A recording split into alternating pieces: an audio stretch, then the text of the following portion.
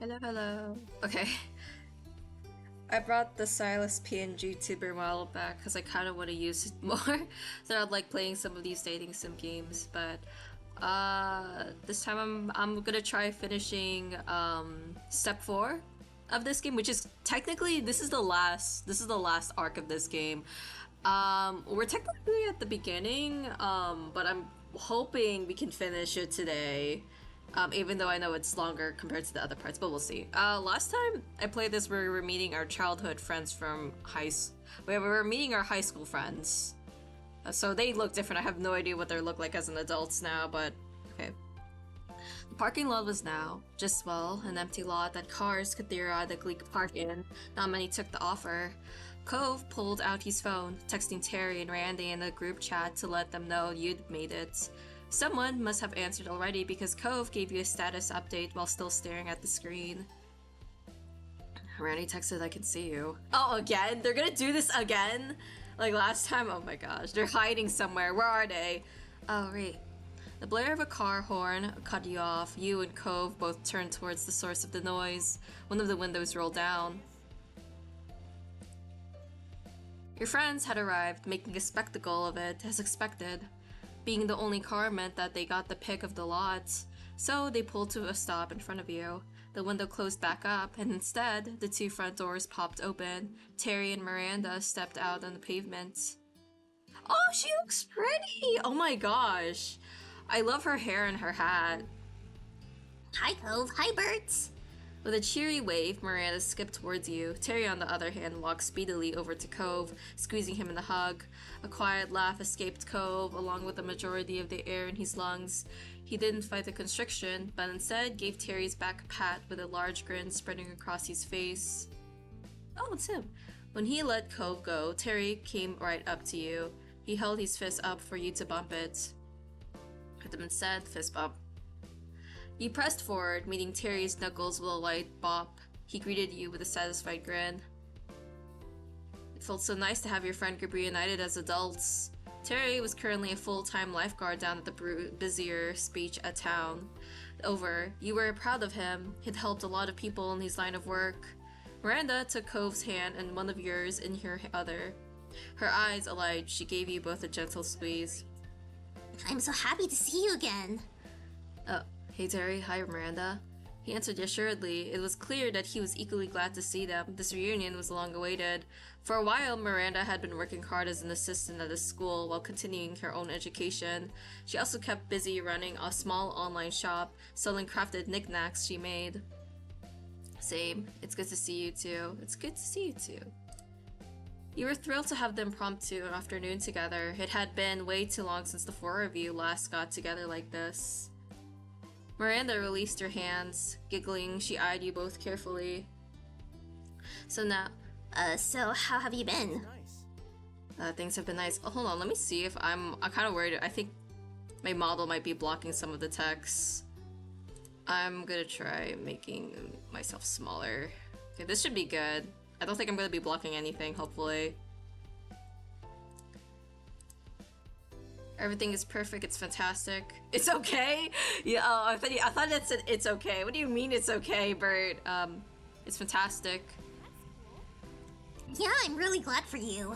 You stood more confidently and straightened your back. That made her giggle again. You're sparkling. Oh, what about you? I'm super. Terry sidled up next to Miranda and put his arm around her shoulder, sighing dreamily. Randy chuckled up at her boyfriend. I feel like what kind of voice should I give him now? I'll probably do my normal voice. Yeah, things have been unbelievable. He pressed his cheek against Miranda's and she let a light squeak. The sigh put an amused grin on your face. Friends made a wonderful couple. They knew each other well and cared about each other so much. It was just no shock at all when you heard the news that they'd started dating. The corner of your mouth curled playfully while you took in the warm welcomes all around. At times it was still kind of funny how your group of your 4 friends evolved into 2 couples. Not that you were complaining about it, you thought it was an amazing thing. Cove then pulled his phone out and peeked at the screen. He repeated the motion every so often. You raised a curious eyebrow at his unusual behavior. Cove was too focused on whatever he was doing to even noticing him, which was even stranger. Is there anything either of you want to do while we're here? Any place you'd want to see? I'd be up for a lot of things, but actually, there is something that I want to do right now here. Oh yeah? What's that? Terry poked at Cove's arm playfully. Miranda met your eye, silently asking if you had any idea what Cove was talking about. He shrugged. I just want to see my friends. Huh. Cove, you're already doing that. True, but I could be doing it even more. You, Terry, and Miranda all turned to Cove with identical incredulous expressions. His stare moved to a point past you, 3, and you heard the scrape of sand and gravel underfoot. Someone else stepped into the parking lot. Startled, you jumped at the call of the warm voice shouting over. Derek! Oh my god! It's been so long! Dude, oh my god, I'm so glad we see him. We only saw him like once in step 3, which was pretty sad. I wish we got to see him more, but now we get to see him. Sup guys and gals? Oh, dude, Terry and his voice are gonna be literally the same. Running a hand through his hair, the person who crossed the lot was unmistakably Derek Suarez. He was beaming the whole way. Oh my god, Derek! It's been too long, even though it hasn't actually been that long, but long enough. Derek! Wow, I'm so glad you're here. Waved at him. Stunned, the only thing you could think to do was wave hello. Amused, Derek bashfully scratched the back of his neck and waved with his other hand. I missed you. Damn, okay.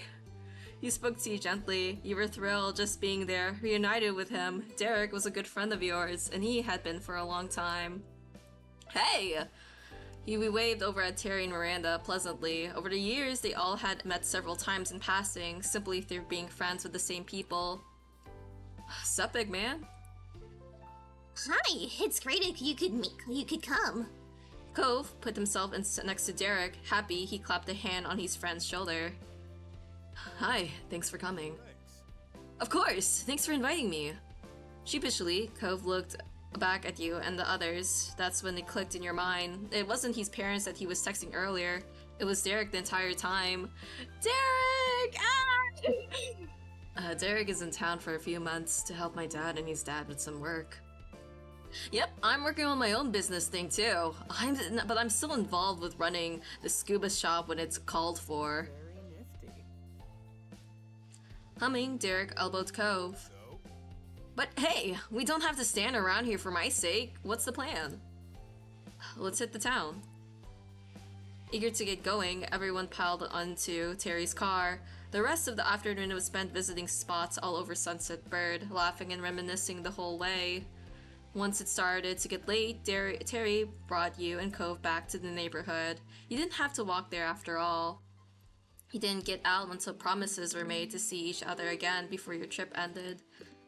Side by side, you and Cove stood in the street and waved at the car as it drove away. Terry tapped the horn for 2 honks while Miranda stuck her hand out the window to wave back. You caught Derek in the back window, giving you both a wide grin.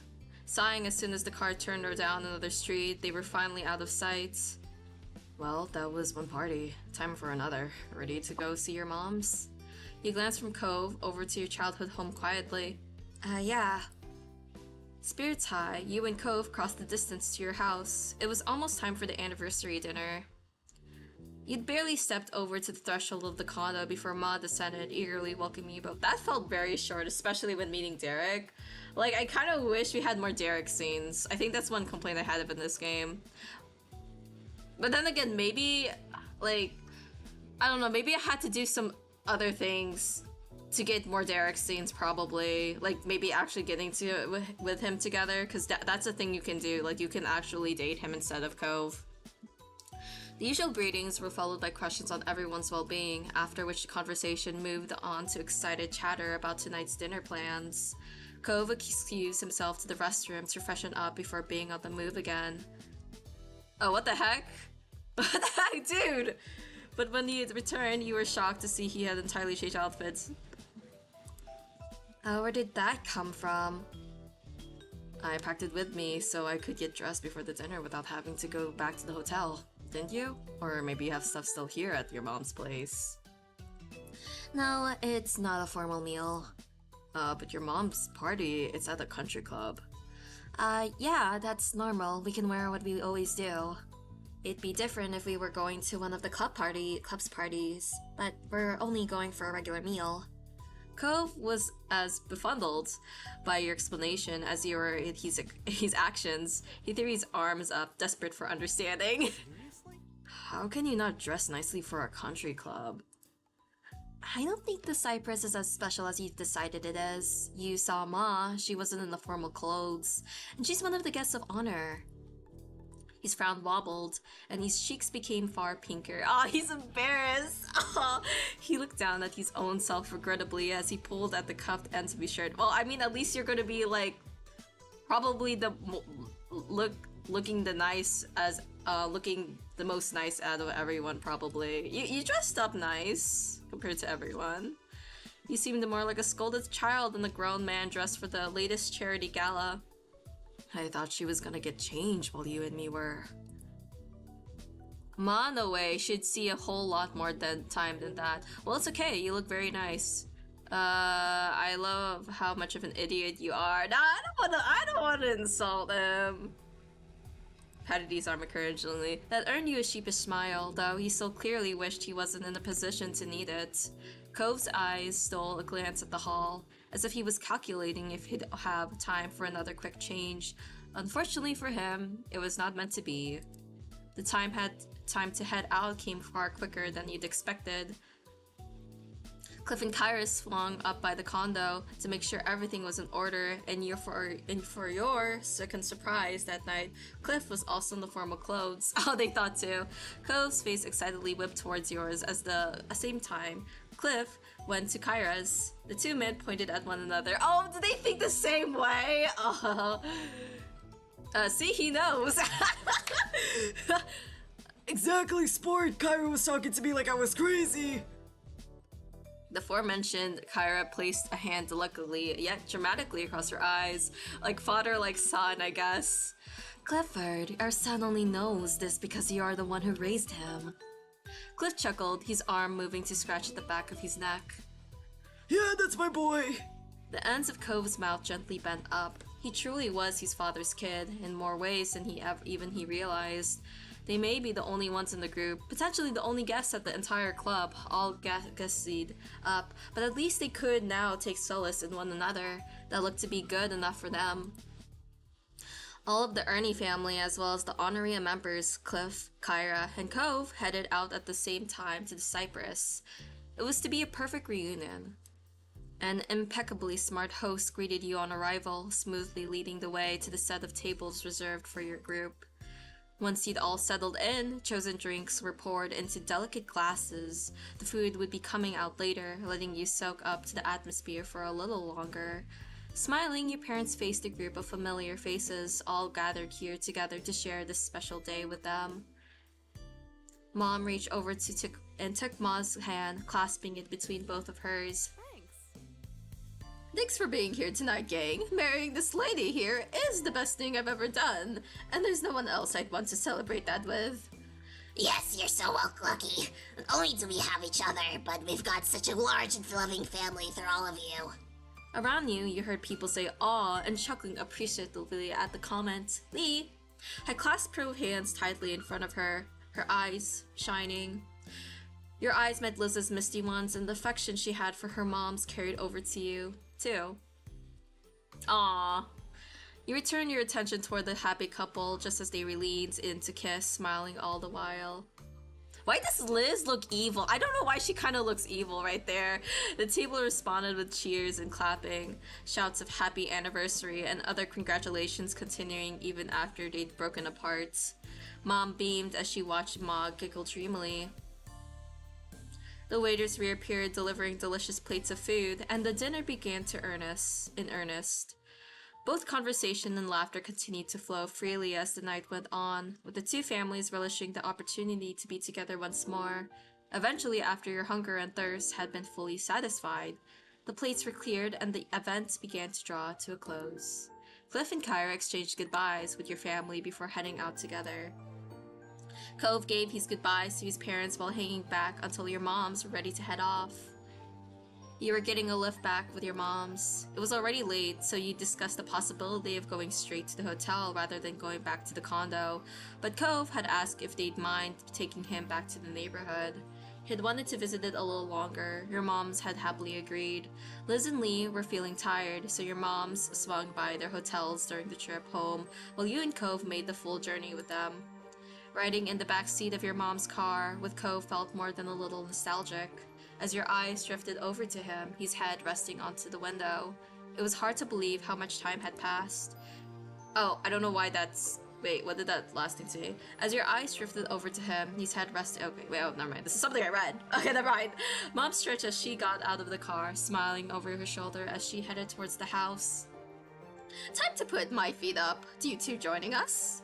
Cove shook his head. No, thanks. It's your anniversary. You don't have to entertain me. I'll take a walk. It's never any trouble to have you over, Cove. Let him do as he pleases, Lanny. But you better not stay out too much later or there'll be trouble. Ma chuckled as Mom waggled a wing finger. Her expression exaggeratedly severe as she reprised a role that, in truth, she'd never really played.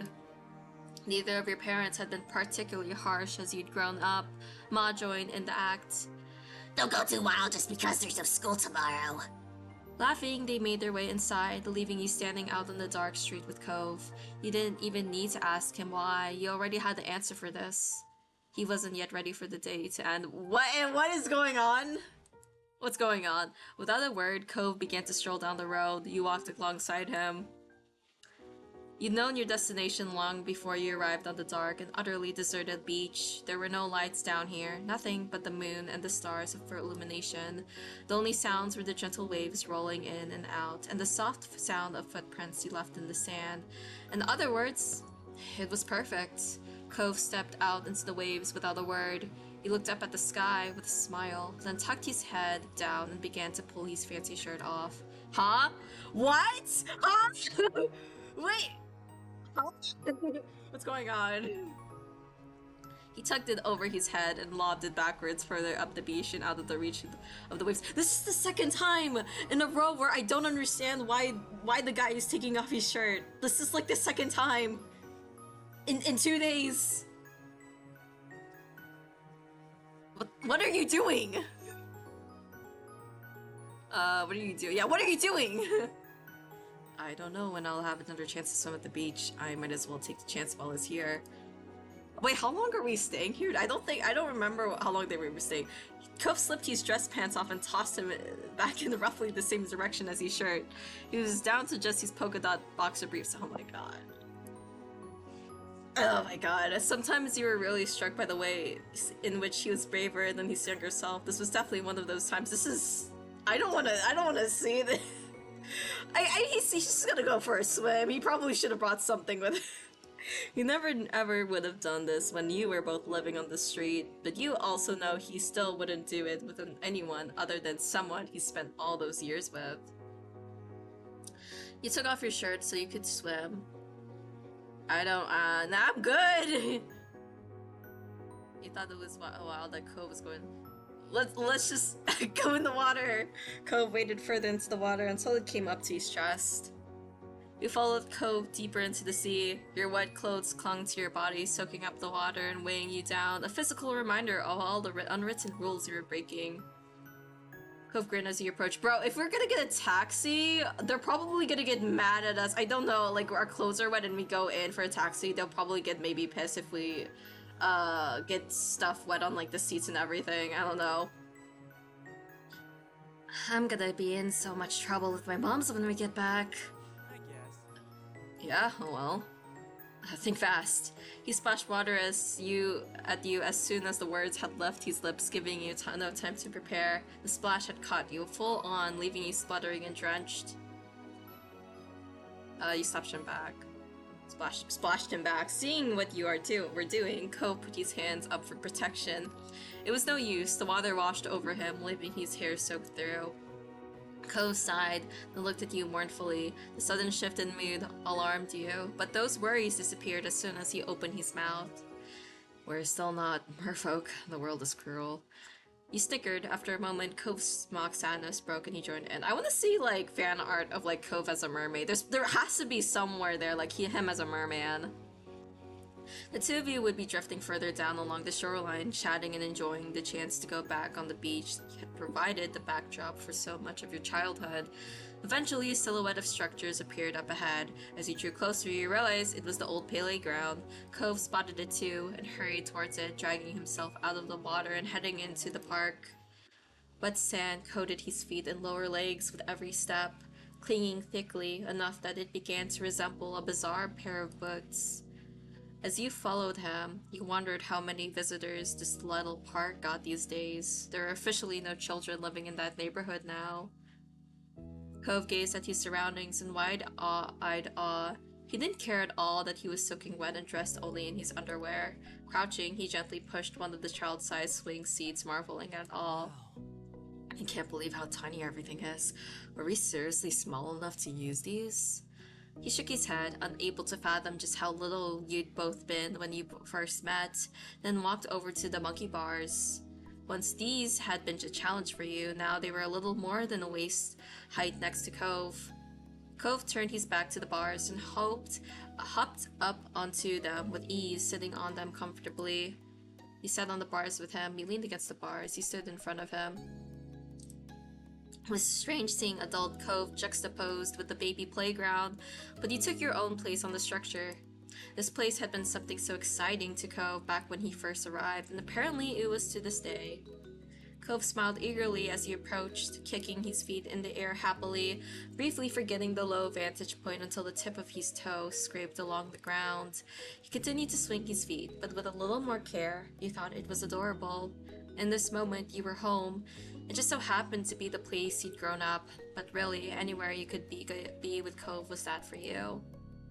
He had held a special place in your heart for so long, and so much of your life had been shared. You'd grown up on the same street, which had given you some common ground, but it went far beyond that.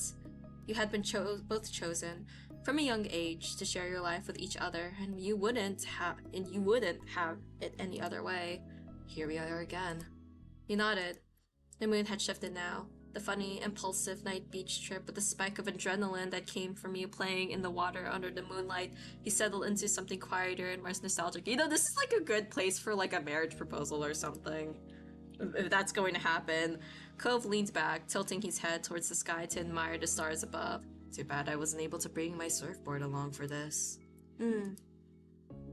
Cove shrugged dramatically, trying to lift the mood a little. The dinner was really nice. It was great to do all this. The smile he had when he spoke those words fell as quickly as it had appeared. It went by so fast. We all came out here for the party and it's over. Liz, Lee, our parents, we'll all be going back to our own things now. But what else can you do except say it's okay? Yes, it's part of growing up. This place and these people, they're our foundation. It shaped who we are now, like making castles out of sand. I owe a lot to Sunset Bird. His eyes crinkled fondly, and Cove's voice was gentle when he spoke again. We had a good childhood, I think. We're really lucky. Always remember our days. He shook his head, sighing heavily. Alright. He smiled, took an uncharacteristically harsh twist. You had a feeling where this was going.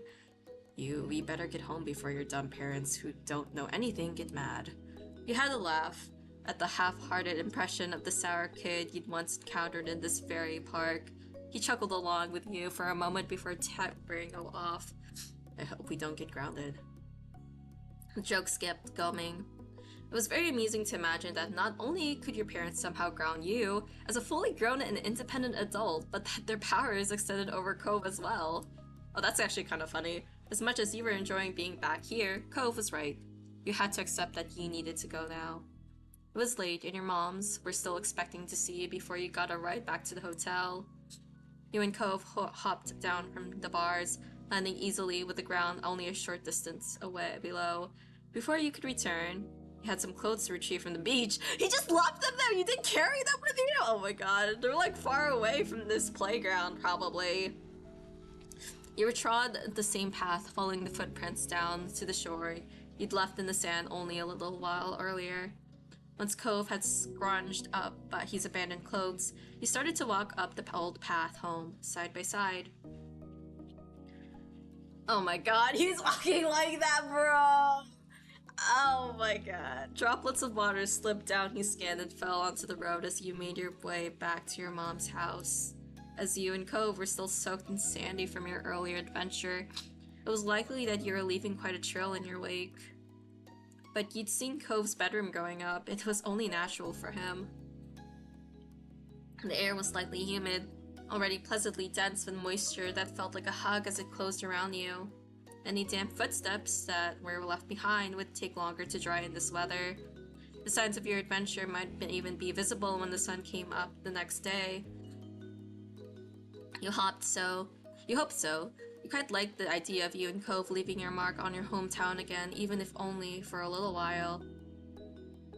Despite being out late and in Cove's case, mostly undressed, the balmy summer night prevented you from feeling any chilly. You were entirely comfortable.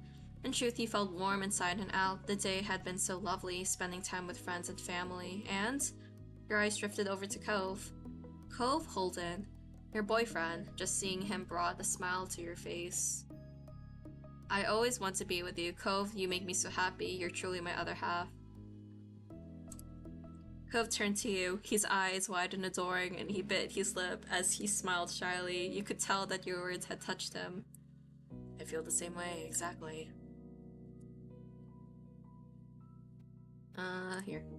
Cove chuckled before gently bumping into you in retaliation. Even with him being careful, you still stumbled a little from the impact. There was a notable size difference between the two of you. You're full of joy. All other concerns in the day-to-day stresses of normal life were squeezed out by it. All you could think in that moment was how your life was wonderful. Every second and every day needed to end sometime, and that time had nearly come for tonight. You had to get at least some rest and bring it all to a close. And so the two of you went inside to say goodnight to your moms, as well as clean yourselves up as best as you could. Are they gonna be like, Cove, where are your clothes? Your moms, both in pajamas, ready for their own sleep, hooted with laughter as you came inside, disheveled and damp, and their teasing continued until the car came to get you to the hotel. Cove stayed silent as he put his casual clothes on again, placing the formal ones back in the bag he brought them in. He'd given Mom and Ma plenty of material for a mock scolding, and you got a playful lecture about not getting into the water without bothering to change first. You just grinned at your partner in crime, feeling like a naughty kid again. It had been worth it.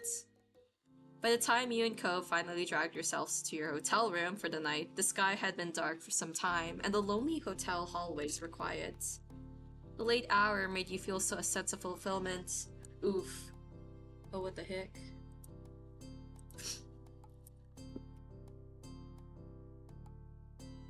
See if this works. Hold on.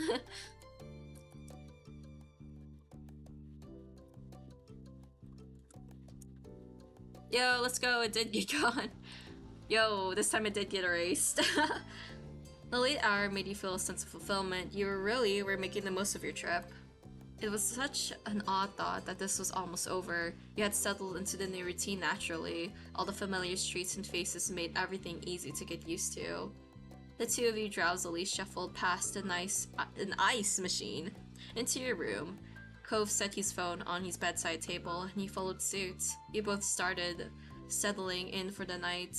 The hotel room was a welcome sight after your long day. You noticed Cove rub the back of his neck and yawn. His voice was quiet and distant. I hope the pet sitter is doing good. Yeah, I hope they take care of my fish well. The wish wasn't exactly directed to you. It was just a sleepy thought that Cove had unleashed upon the world at large. But you still agreed. You nodded decisively. Cove still kept fish. After all these years, delightful, colorful things in huge aquariums, he spent a lot of time when he wanted to relax just watching them swim.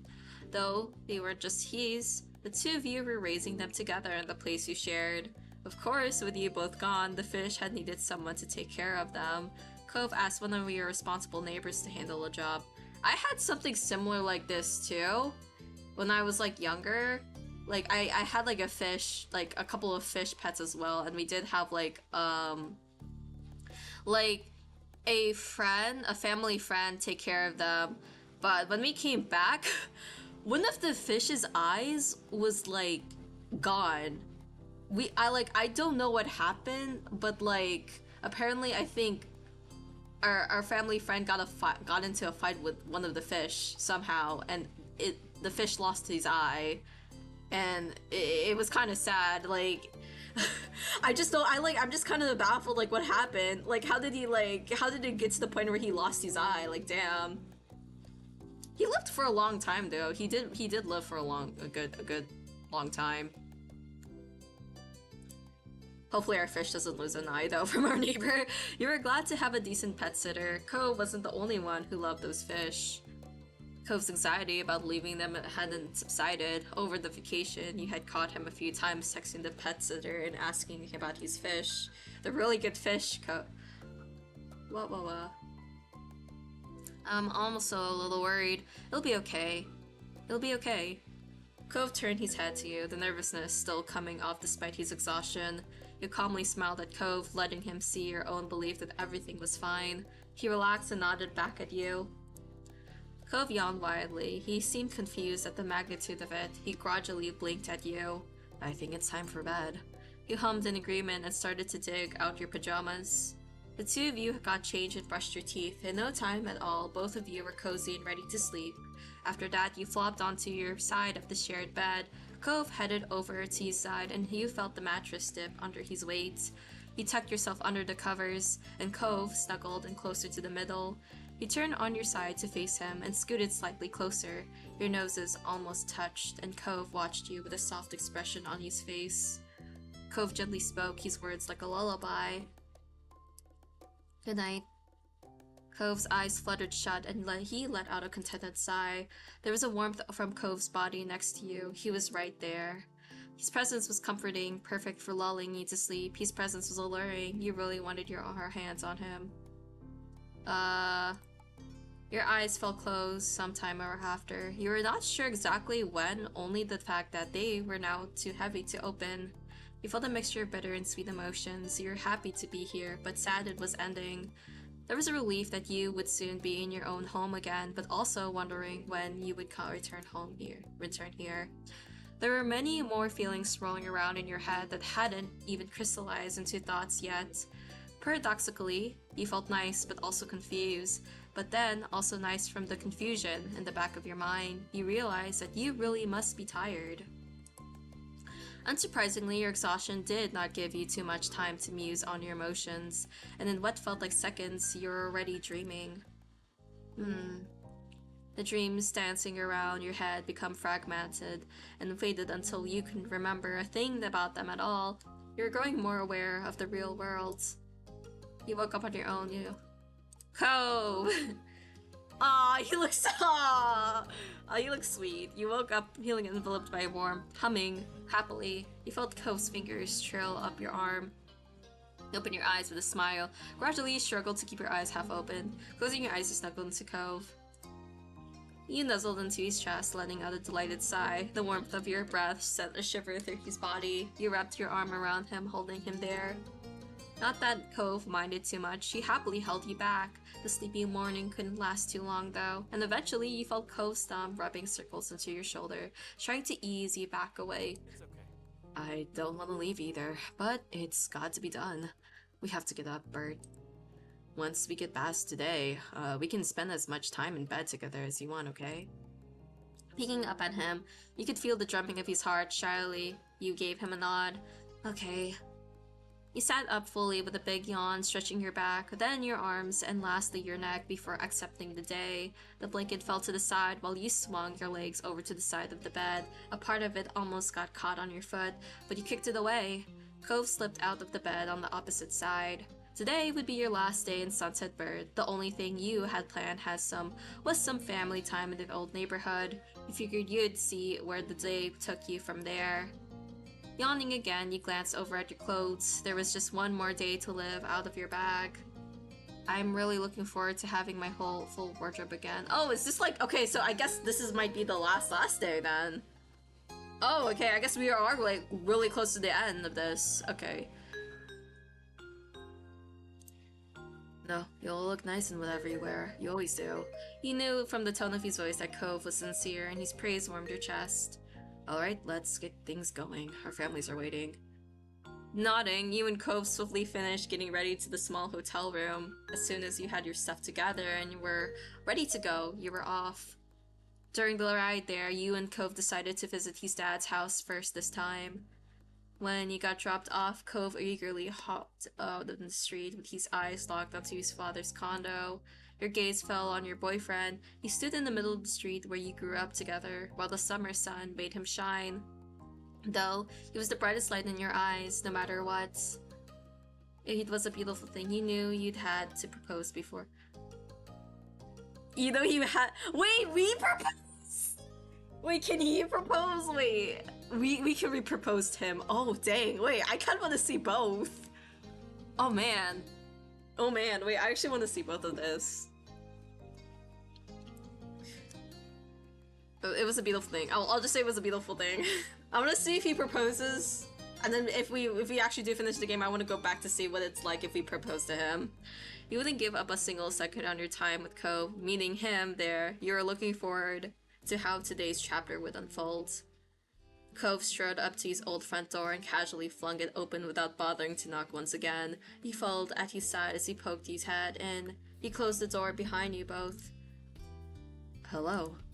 You found Cliff and Kyra in the kitchen, getting a breakfast ready. Kyra was cutting an apple while Cliff was watching a frying pan sizzle. Cove's parents waved from across the room, not straying from their tasks. Good morning, you two! Yeah, morning and hello to you. I hope you slept well. Thanks for swimming by. You're more than welcome to join us for breakfast here, if you haven't already eaten, of course. We haven't yet, though. Even if we had, there's always room for more. Kyra chuckled. She put down the knife she had in her hand so that all her attention could be on her son. You're still my giant, growing boy. Aw, please. Kyra didn't pay Cove's whining any mind. Instead, she put a finger up to her lip as she thought, her eyes on you, and then glimpsing towards a window.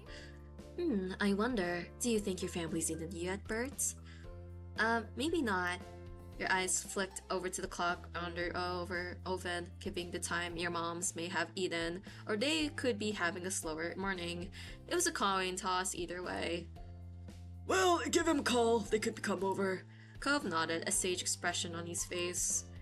Making them breakfast is the least we could do after how much food I ate at their house growing up. True, but very true. Alright. You took out your phone. Even though your moms both had cells for years, the house number was the one that had memorized as a kid, and the first entry on their contacts list. As the call connected, you tapped the speaker button. You figured it would be easier if everyone could hear what was going on. You heard a click and familiar static. Hello, Bert. It's nice to hear from you. Hello, Ma. You nodded at Cove as he listened in. He took a second to praise your request. Have you eaten yet? I'm across the street and Cove's family wants to invite you to breakfast. That sounds delightful. Mamela and I can do that. Liz and Lee should be able to make it too. Would that be fine? Cliff took a step forward and spoke loudly as that his voice would be picked up. It definitely would be. The more the merrier. We may have gotten together for dinner last night, but there's no law that we can't do it again for breakfast today. Enjoy the company while you can is what I think. Ma giggled, and you could hear some rustling over the line.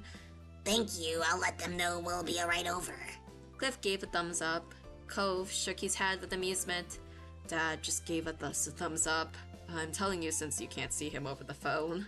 Kara snorted, and Ma's laughter rang out, filling the kitchen. Cliff switched the thumbs up hand to instead scratch the back of his head. Well, it sounds like we've seen you soon. Thanks, goodbye for a little while. You could feel her smile from her voice. Bye, Ma. He ended the call with a satisfying tap of the red button. Cliff's eyes wandered around the space. We better get cooking. I can help. He nodded from behind Cove, willing to follow directions. No way, your guest. Kara and I have to go at this. I've got this. She grinned. There was something playful in the twist of her lips. I couldn't have said it better myself, Cliff. I've been in your spot before. There's no choice but to accept it. Cove sighed, but from the sparkle in his eyes, you could see that he was entertained. Fine, I'll just hang out over here, I guess. Good! Cove walked over to the living room and gestured at the couch. You both took a seat, getting a comfortable spot to wait for food and family. Cove tilted towards his parents with his chin, then shook his head with a gentle smile, silently asking if you could believe this. All you had was a silent shrug. Time passed, filled with light chatting. Cove kept a careful watch on his parents' culinary progress, and teasingly kept a running commentary. Oh, Dad added another pinch of salt. I wonder if that was a good idea. Cliff had to raise his voice to project over to the living room. He sounded very amused. It's funny that you of all people were commenting on my salt usage. We were both of you born and raised in salt water. Besides, I'm sure you remember back when you were about 12 and tried to make... Cove flushed silently, but his smile remained as bright as ever. Do you really have to start talking about cooking mistakes, Dad? Because I remember a lot of things too. Like, what about the chowder that was supposed to be in a pie? Cove and his family were quite a show to listen to. He chimed in occasionally, but mostly provided the laugh track. Eventually, there was a rhythmic knock on the door. That's them. He said in loudly for his parents' benefit. You nodded and got up to greet your family. When you opened the door, surprisingly, there were no moms. Oh, what the? Wait, why are you guys here? You guys just knew? What? Terry stood in front of him with Miranda at his side. Derek waved from behind them. Hey buddies, we came to see you two before you left. The plan would have been to go over to Bert's house next if you weren't here. Luckily, you two aren't too hard to find. What he said, and hi. Cove burst into a happy laughter. His brows were high in surprise, not unlike how he looked after unwrapping a nice present. Wow, thanks for coming. Hello. Kyra's voice carried through the house from the kitchen. Cliff likewise projected. Great, the whole gang will be here. Everyone, this is like actually the final thing. Like, everyone's coming into a gathering. Like, almost every single character is actually coming into this house and having this breakfast gathering. This is the actual end of this game. Like, step 3 was like this. So, you heard the sound of the cabinet open and shut, a pan clattered, and the faucet turned on. Interrupting something? No, my family's eating breakfast with us. They should be over soon. Yep, but my dad always makes a ton of food anyway. It's no problem for you guys to join. Cove waved off their concerns before pausing with a thoughtful hum. The only problem is, do we have enough places for all these people to sit? He peered back into the house and started counting the dining room, table, chairs, and bar stools. 5, 6. Cliff interrupted when Cove began to try and use his fingers to connect the different chairs to different guests. No worries. Don't worry, some people can squish together on the sofas, they'll be fine. This really is gonna be a party. Well, I'd be happy to accept the invitation. Yeah, you'd have to be crazy to skip out on this. Thank you for making room. We're really glad that you came. Your 3 friends finally piled into the house before they had the chance to settle in. The doorbell rang. Only Miranda had sat down. Now that has to be them. People laughed as he walked back over to the door and opened it up. Oh, yeah, that's them. Okay, he was right this time. It was your parents, Liz, Lee, and Lee, all crowded on the front steps. They squinted into the house and were surprised at just how many greetings were said. The sheer force of the chorus of hellos was impressive. How did he beat us here? How early did Bert call you? We're literally across the streets. Terry snorted at your sister's confusion. He seemed quite pleased with himself. We were a surprise. We called ourselves. Very cool. Cliff smirked as he adjusted the settings on the stovetop. It's a little more crowded than expected, but we're making it work. Cove led the final group to complete the picture inside, and they took the chance to greet you along with everyone else. You know, they should do like a group picture, but like MC would probably not be in it. When the excited energy buzzing around the table started to calm, you had a second to truly appreciate this view, the most important people in your life all together again. It still felt too good to be true to have everyone here. And then, you noticed that Kyra stood back up. She clapped her hands once in a satisfying smack. I hate to interrupt, but I thought you'd want to know that the food's done cooking. Cliff crossed the floor to place a pile of silverware on the table, and then he dropped stuff off on other surfaces around the rest of the living room. When he was done, he gestured towards the food. Okay. The plates are in the kitchen. Serve yourselves and sit wherever you'd like. The guests happily formed a line, and the meal was steadily passed around. Before long, each person claimed a seat in the Holden living room area, some at the table, others on the kitchen island, and some situated at the couches. Conversations trickled across the various clusters of friends as everyone dug in. Ko finished his plate in record time. With a pleased sigh, he put his fork down and surveyed the room. This is really cool. Just how are we getting to do this kind of thing? I like this too, Cove. I hope we'll be able to make this happen again. Probably not, because this is probably the last part of this game. Of course, there'll always be more reasons to get the gang back together in the future. Yes, the two of you might even dare to celebrate your yearly anniversary gasp every year. The smirk on Liz's face grew only wider as your moms giggled at her teasing. Ma shook her head, chuckling softer now. Liz, shush. Honestly, we just might. We've made a good point. It does come around every year. You should.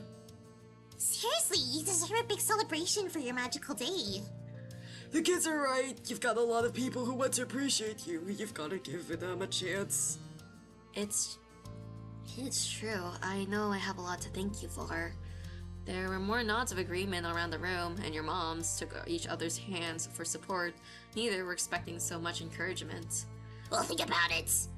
She'll think about it, and I'll tell Lanny to stop thinking so hard if she doesn't agree. Pam. Good job, Mom. Now, with it settled, let us continue to enjoy this perfect gathering. Agreed. Actually, you want to know who else being here would make this? Let's see. What is it? Are we gonna add another character to this? You want to know who else being here would make this extra perfect. As amazing as this was, you couldn't help but think about the absent faces and seconds. Everyone curiously turned their attention to you. Oh, we can pick one? Okay, Jeremy was like a bitch, if I remembered, so no. I don't... Shiloh? Could we get Shiloh? I like Shiloh more than Baxter, to be fair. But Shiloh, the last time we met Shiloh, he ignored us. We're gonna save here. We're gonna save here. Let's see what we can get. Let's do Shiloh first. If not, then Baxter. A loud snort came from Liz before she slapped a hand over her mouth. Her shoulders trembled with laughter at your suggestion. Oh, Bert, I'm really not so sure about that, but I guess. I am a little curious about what ended up happening to him. He ended up in another game, actually. He's actually in another game. Apparently, he's in another dating sim the people of this game created, and he's one of the love interests. I bet he's doing well. He was a bright kid. Cove shrugged, listening to the thread of conversation. When you caught his gaze, he smiled softly, and he hoped that for wherever Shiloh was, that he was doing as well as you, Cove and Liz. Oh, okay, so we can pick another. Cove turned to you with a genuinely thoughtful look. He rubbed at his forearm while he composed his words. Cove, you didn't really like him that much. It'd be kind of interesting to see what Baxter would be like now. I think I wouldn't mind seeing him again, though it'd probably be awkward. He's also in another game, too. Oh, and Jeremy's also in the same game that, Shiloh is in, apparently. Yeah, that's what I think, too. I want to know. Oh yeah, Baxter was that cool guy with the eyes, shirt, and the fancy rental car, right? That's weird. I liked him. He was pretty nice. No, Jeremy. There was a playfulness in Kyra's stare as she scanned the room. She slowly placed her index finger on her chin. Now that I think of it, there's something I haven't done in a while. Eyebrows were raised at Kyra's incomplete thought. She was ruthlessly urged to continue. Kyra didn't hesitate. Look through all the photos Cliff was here. Wouldn't that be fun for all of us? What? Mom? Why would you say that? Practically all of those photos are of me. And that's why embarrassing my baby boy is just one of the perks of being a mom. Much to Cove's dismay, his mom was roughly entertained at his outbursts. She winked in your direction. Oh, she wants to show us the baby photos of him. Let's go! We're gonna embarrass Cove. Meanwhile, Cliff eagerly stood up with a wave of proud affection of his son, and completely missed Kyra's teasing intent. I think that's a great idea. Anyone else interested in the pictures? I am? Lee shot her hand up before Cliff could even take a full step. Terry and Miranda snuck each other a glance before nodding with matching grins. That sounds well. That would be lovely, Cliff. Mom tried to hide her amusement behind her hand, but she couldn't stop the snicker that slipped out. Oh boy! She's always mischievous. I've seen them all before, but they never get old. I want to see them. It's been too long since I last saw little Cove. Mr. Holden met your gaze with a soft look that told you that he was thinking the same thing. I bet this will be a gold mine of entertainment. Cove buried his face in his hands and sighed slowly, his shoulders deflated in defeat. Fine, we can take a look. Everyone happy with picture time? Yay! Yes! They both excitedly raised a fist in victory. Smaller cheers from your friends and family worked their way around the room, and even you bounced up to your feet excitedly. Cliff flipped open his faded album of physical pictures. He held it up to his face, the corners of his eyes crinkled, and though the book covered much of his face, he was certain he was smiling fondly. But he didn't keep it to himself long. Laying the family album on the dining table, you and the rest of the party gathered around to get a peek. He looks oh my god! He looks kind of mean.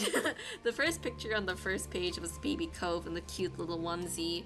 There was several coos and ahs from the group, and Cliff's eyes were shiny with tears as he sniffled. He's grown so much! That's Cove. Even as a baby, you look unimpressed. Yeah, he looks unimpressed. Sighing loudly, Cove crossed his arms. His pout grew worse, and then only put a wider grin on your own face. He was a perfect match to the younger self captured in ink on the page. Yeah. My baby boy was a very quiet child. I probably had a lot on my mind. That's never changed. Who was there to think about snack time versus nap time? Cove scowled. Meanwhile, you and Kyra couldn't help but crack up into fits of laughter. After breakfast in the photo showcase, everyone decided to stick around. Hanging around Mr. Holden's house turned into taking a walk around the neighborhood, and then for lunch you switched over to your mom's condo. It was a really good time enjoying each other's company, but eventually the sun began to set, and there was nothing else to delay your friends and family from going home. Inside your mom's house, the home you had been raised in, the group was taking their time saying their goodbyes.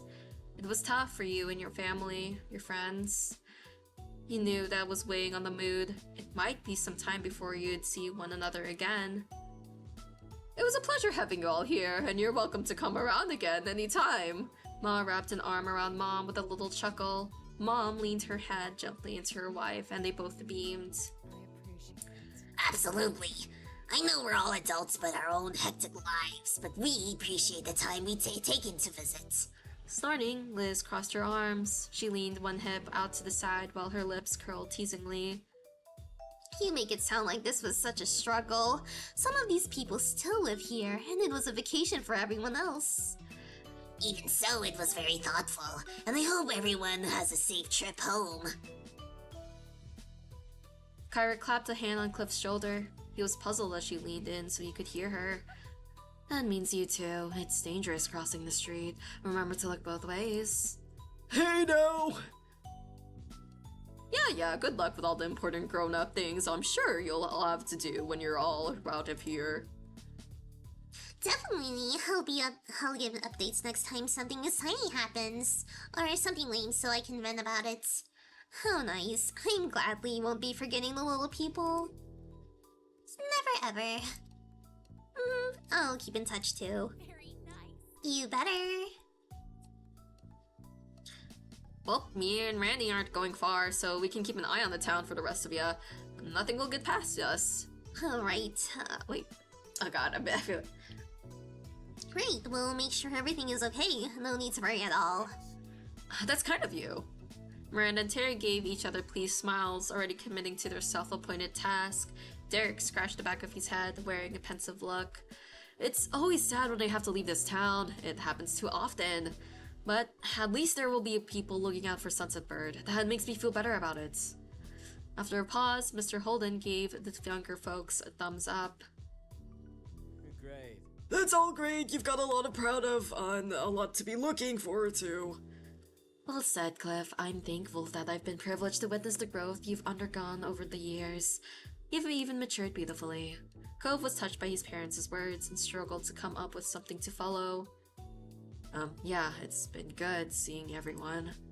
No one had taken the step yet, and you couldn't put this off any longer. It was time to say goodbye. This was fun. Super fun. So great. I'm so happy we did this. Today was wonderful. Lee crossed her arms and shot your mom's a teasing smirk. So we should mark our calendars for this next year, right? Sounds good. Sure thing, I expect you back here bright and early, exactly 12 months from now. Giggling, Lee gave a thumbs up. The grin on her face grew while you observed all your loved ones gathered here. Hopefully, this would indeed happen next year. Afterwards, there were more sniffling and hugs, a lot of hugs. Then people started trailing out into the street, seeing others off. Your friends and family got into their cars and left the neighborhood. By the time things had fully settled, you realized that the sun had set. Earlier, you and Cove decided on having a car pick you both up. Neither of you wanted to bother your parents after such a long day. It would be a little while longer before it would be there, though. It was the right choice, as both sets of parents shot you wary looks. The four seemed ready to call it a night. It didn't take either of you or Cove very long to assure them that it was okay to head home and to go to bed. With one more round of goodnight and goodbyes, your families returned to the condos. Then the only people left on the street were you and Cove. Cove closed his eyes, humming happily while he waited for it to pass. He stared up at the sky. Cove's hands were in his pockets and his shoulders were relaxed when he caught your attention with a tilt of his hands. Can you guess what I'm thinking? Well, at the moment you were in the neighborhood, you grew up and together and some time to spare. Your mouth curved into a soft smile. You could see the happy glow in Cove's demeanor, and you had a feeling that there was an easy answer. Are you thinking about the fireflies? Dude, that would be a good— wait. If we do get the proposal ending, that would be the perfect place. Alright, do you want to go to the Poppy Hill before we leave? Always. There was an eager bounce in your step as you and Cove crossed over towards the hill behind your mom's house. Side by side, you stared out at the view in awe. As you imagined, the hill was dotted with glowing firefly light. It perfectly reflected the memories of childhood held closely in your minds. Cove sighed, contentedly seeing them across the hill, weaving in around the blades of grass and the stars above. Cove cocked his head to the side before his expression twisted playfully. When you met your eye, you were running to prod him about what was on his mind when he took off running. I bet I'll catch one first. Oh, it's on, you laughed and wanted to watch him try to catch one instead. Kicking up a bit of dirt and leaves, he bolted into the opposite direction after a few fireflies that captured your attention. The first one that flitted into your range, you dove for it. Did you get one? It escaped between your fingers, but that didn't dim a second for your fun. You shook your head, trying to find your next target. The next one, I can feel it. Unless you're feeling my future victory. Out of the corner of your eye, you watched Cove get spun nearly around, following one that was staying just out of reach. Chuckling, you crouched down low, searching the air. The pursuit for fireflies continued, and only a handful had been caught. Cove crossed over to you with a bright grin that could rival every twinkling bug and star around you. Cupped between both his hands, Cove carefully held a firefly. The corners of his mouth twisted before a few giggles escaped him. And you knew that feeling well, the way the firefly would buzz around, tickling the palms of your hands. Cove's eyelids fluttered open, meeting yours. He watched you with a complicated mix of emotions, heavy with the weight of 15 years of history of memories. It's really a relief that I got to see the fireflies. This trip wouldn't have felt complete without it.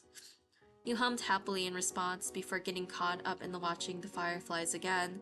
You couldn't believe you hadn't planned on doing this all along. This felt so right to end your trip.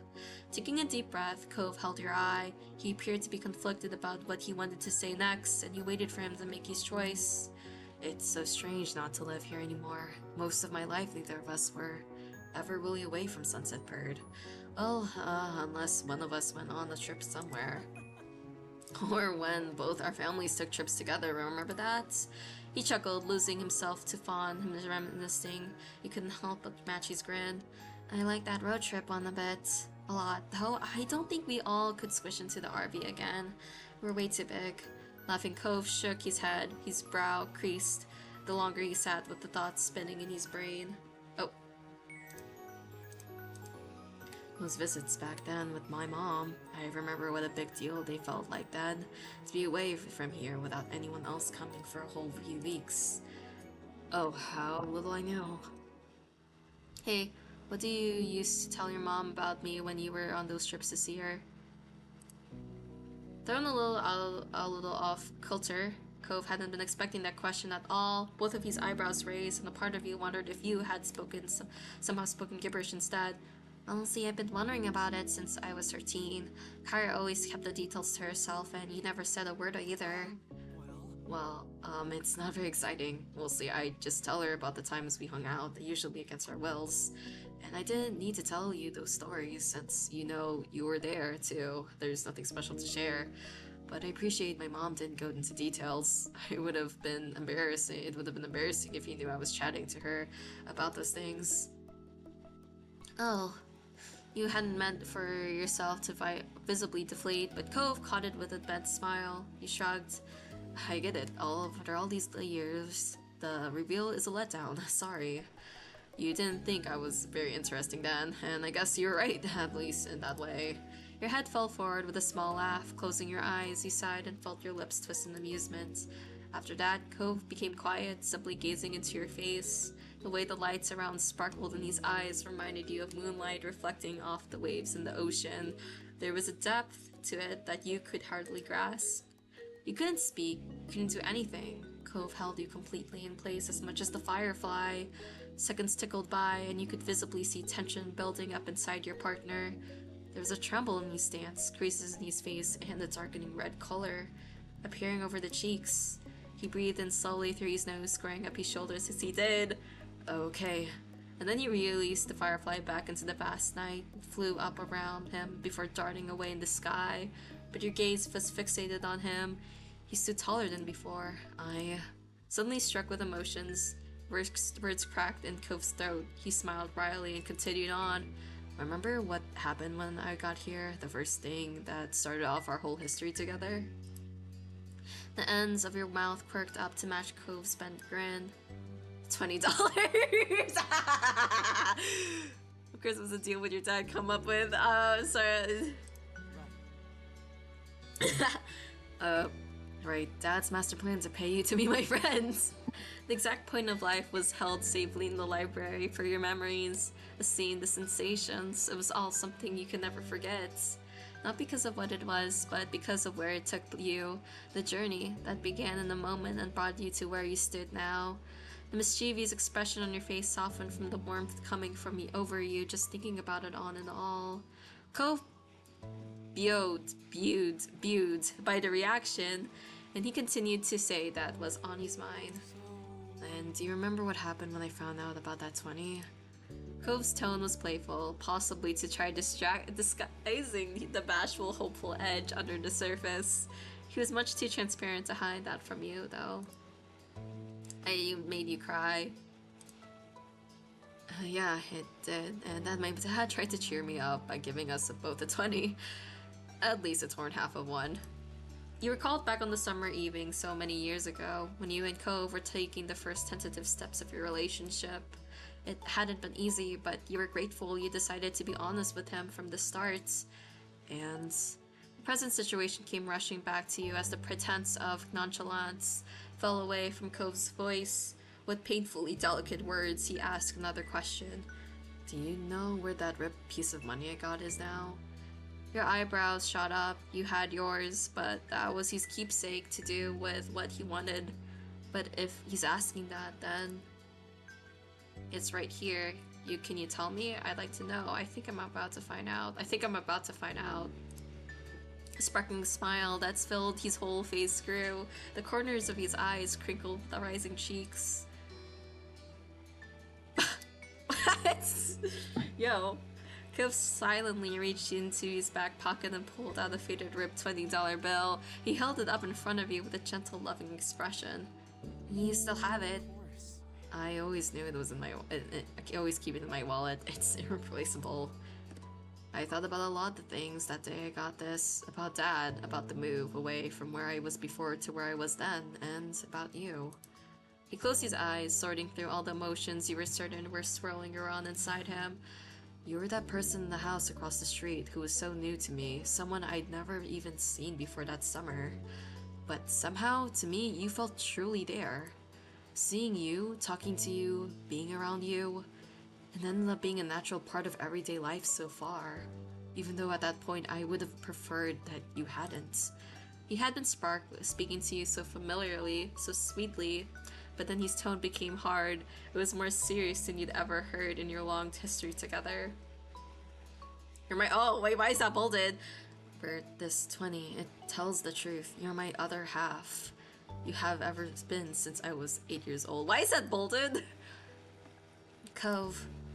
He may not have said it directly, but you had gotten the message clearer than if he had shouted it from the rooftops. And Cove knew it. What's going on? You covered your mouth with a hand. You huh? Cove's legs shook despite tucking straight. His entire body had gone rigid. He winced while trying to force his joints to actually move. Your feet remained locked in place, churning in your own sea of emotions, giving Cove the time he needed. Ultimately, Cove gracefully dropped down to both his knees with a muted thud. Oh my god. Is this happening? Are we getting the ending? His head was hung low in embarrassment as he clung onto your pants to stop from falling over entirely. Cove mumbled what he thought was an apology, though how he carried himself meant it was directed at the ground. You still couldn't move from that spot. Keeping a tight grip, he was able to awkwardly shift the leg lower so that he was being propped up on just one knee. There was a pause. And then he looked up at you with eyes as blue and wide as the sea and just as wet. He released your clothes to instead put his hands over his heart. Hold on. Oh my god. Bert, he's crying! He's tearing up! In a small, fragile voice, he spoke. You mean so much to me. I don't even know what life would be without you. Tears fell heavily, and the words dropped out as painfully. I'm sorry, have I ever been able to handle a major romantic moment in your relationship well? You don't have to answer that. He laughed briefly. It was almost more of a wheeze. I've never made things easy, especially when growing up. Life was so hard for me, and so I made things harder for everybody else. We definitely had our ups and downs thanks to that, but at the end of it, we always just got closer. He continued to sniffle as made a few false continuations of unintelligible stammering. Eventually, Cove found what he wanted to say next. Thank you for being my girlfriend. Thank you for standing up to Lizzie when she would be mean to me. Thank you for defending me from Jeremy. Thank you for always giving me such nice gifts for no reason. Thank you for putting up with me when I panic about stuff outside of my control. Cove's eyelids squeezed shut in an attempt to stop himself from rambling further. Yo. You couldn't help but chuckle at how precious he was. You had to hide your face bashfully. Your eyes began to tear up. We're gonna cry because he's crying. Cove's outpouring of gratitude accumulated in the final piece of appreciation. Thank you for being such a patient person. I know I kept you waiting so long. What? He took it in a slow, controlled breath, and then, without stuttering or stopping, said the words out loud. Yes, we got the oh my gosh! Let's go! Bert, Ernie, will you marry me? Wait, what if he said no? Can we say no? You bet I will. You bet I will. There is nothing else I want more. What would Bert do? Yeah, here. I think Bert would be silent. Cove collapsed forward, catching himself with his hands before landing face first into the grass. The poppies around his face fluttered from his grand sigh of relief. Oh my god, thank you. Oh, he's crying! Eyes filled with fresh tears, he lifted his head back up to smile at you with all the love in the world. I assume, like, yeah, you can also just, like, stay as just, like, boyfriend and girlfriend or, like, friends in, like, the epilogue, I think. I think this is just, like, one of the endings you can get, like, the proposal ending. Oh, thank you is bolded. Thank you. I know that's all I've been saying this whole time. I'm sorry, but just thank you for being here and for being the one I get to be with. Somehow, all you could think was that it was him. Cole Holden, the man you loved, and now the person you were going to marry. No thank you for everything. You never have to apologize. Don't worry, this was, but this was perfect. Then? Oh!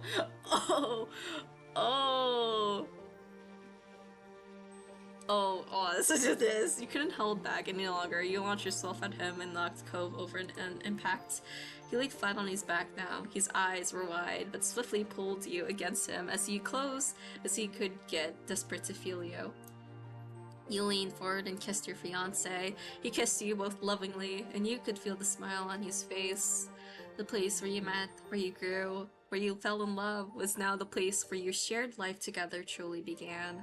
Your eyes drifted close to let yourself experience it, to anchor yourself in the moment, hold on for as long as possible. You, the both of you, never wanted to let go. You were certain of it. The rest of your days would be spent side by side. It was all you'd hoped for. This is so nice! When the swirling excitement of your new engagement relaxed back into the more familiar style of gentle comfort, the relationship brought Cove stood up. He lifted you along with him. Oh, and I do have the ring too. If you want that, it's just, you know, sentimentally, the half 20 felt better to me. That probably was more sentimental because that actually was like a pretty important moment in Bert and his life. You instantly laughed. That was exactly like him. You felt thrilled hearing you'd get an engagement ring. Cove chuckled bashfully, picking a strand of grass off his pants. You were thrilled by the turn of events that unfolded here. Your dream had been for Cove to propose, and he never disappointed you. Suddenly, Cove's now wide eyes snapped to yours. How are we gonna tell people? We're leaving early in this morning, and it's really late. Should we try talking before we go? The two of you put your heads together to come to some kind of decision for this predicament. Maybe we could try calling your mom's house phone. If they hear that, it mean that haven't really gone to bed yet. If they don't, they probably won't even know it rang. Calling their cell phones might wake them up, and I could do the same for Dad's house. Okay. In sync, you and Cove dug out of your cells and began to call the respective homes of your families. Cove stepped to the side of his father. As his father presumably picked up, you couldn't pay attention to his words for long as Mom answered your call next. Arnie residents, how can I help you? Hi Mom, it's me. I wanted to see if you were awake before bothering you if you'd gone to bed. We got engaged! Yeah, who raised such a thoughtful person? I'm impressed. She chuckled at her own comment while getting quieter. You could tell she was pulling her face away from the receiver. Lenny, Bert is on the phone. When she spoke again, it came in loud and clear. She's coming on over. Oh, Whizzes your head to the side after hearing Cove's exclamation and saw him tap on his screen to switch things to speaker mode. Say hi, Dad and Mom. Bert is here, and so are her moms, sort of. They're on the phone too. You quickly followed Cove's move and let your moms be on speaker. Hey, Ernie family! Good evening, ladies. Hello, it's nice to hear from you. Oh, great, even though it's unexpected. What's happening, kiddos? It's, well, the thing is, Wait, I'm gonna call Liz. Pam, get your phone, you can call me. Oh, she knows. She knows something big's gonna happen. But, you don't have to do that. I want to, sweetie. This is news they're going to enjoy hearing, isn't it? I'm certain they won't mind. I mean... Alright. Hey, in that case, Kyra and I could call your friends. Oh my god, everyone's gonna hear it! Everyone's gonna hear the news! Oh my god. I've got their numbers. Wait, why do you have our friends' numbers? Cliff? Seriously? Of course, Dave had to call me plenty of times to try reaching you whenever you misplaced your phone or forgot to charge it. Oh, okay. Dad! Oh, that's perfect. You laughed nervously. An awkward smile crept on your face as you tried to absorb what was happening. Your parents got to work, leaving the old landlines on while they used their cells to call Lee, Liz, Miranda, and Terry's apartment, and Derek, respectively. Imagine if Derek still had feelings for us. That'd be so sad. Every call went through, and soon your whole main group was on the line, and they were expecting answers. There was no putting it off. I haven't we got announced. You looked at Kovacs. Hey, Cove, you say it, you say it! He instantly understood. He didn't even have to break out the puppy dog eyes. He sputtered a string of syllables and then he cleared his throat, all false starts he thought better of. You could feel his brain turning, Cove deciding the best way to approach this. His brows furrowed deep and then, with his expression and tone serious, he finally got it out without a trace of hesitation. We're getting married. Bert and I are engaged. Cove reached over to take your hand as a physical sign of your union, even though no one could see it. I made him feel better. The hill filled with cheers and congratulations. You heard Terry's distinctive whoop and your moms start to joyfully whisper to each other away from the receiver. Lee squealed and Kyra cooed. There was no confusion or need for pause. Everyone in your life was immediately on board with your plans. Cove turned his head and beamed at you, excitement in his smile. It was coupled with a fond squeeze of your hand. Wait, what did it say about Derek? Oh, hold on. The log. Ooh. No, nothing about Derek, okay. I don't know why I thought it said something about Derek. You grinned back at him. I'm so glad. I'm so proud of you, Cove. The two of you are going to be happy. I'm sure of it. Dad. Cove sniffled, eyes wide and emotional. Yeah, I will be. Both of us will be. Kyra spoke up gently. Thank you for being so wonderful to him. I'm lucky and grateful that you're going to be part of my life forever. Well put, Kyra. Bert is a keeper for sure. Your family couldn't stay quiet for long and began to chime in. I can't believe how grown up you are, but I couldn't be happier with how it all happened. Congratulations, Bert. You are one of the most smartest cookies there are. You're making an amazing life for yourself. This is totally amazing! You're serious getting married? It's like we're real adults and all that. Yeah, it'd almost be hard to believe that my baby sister is marrying a person. You know, if Cove wasn't such an obvious choice as a husband for you. Her tone turned abnormally gentle. You're doing good. Thanks for the positive rating. You're welcome. Lee giggled and your moms had some chuckles. Cove stood awkwardly, not entirely sure if he or Liz was being laughed at. Your three friends had stayed silent. You believed that they were intentionally giving your families a chance to have a moment. Yo, Derek!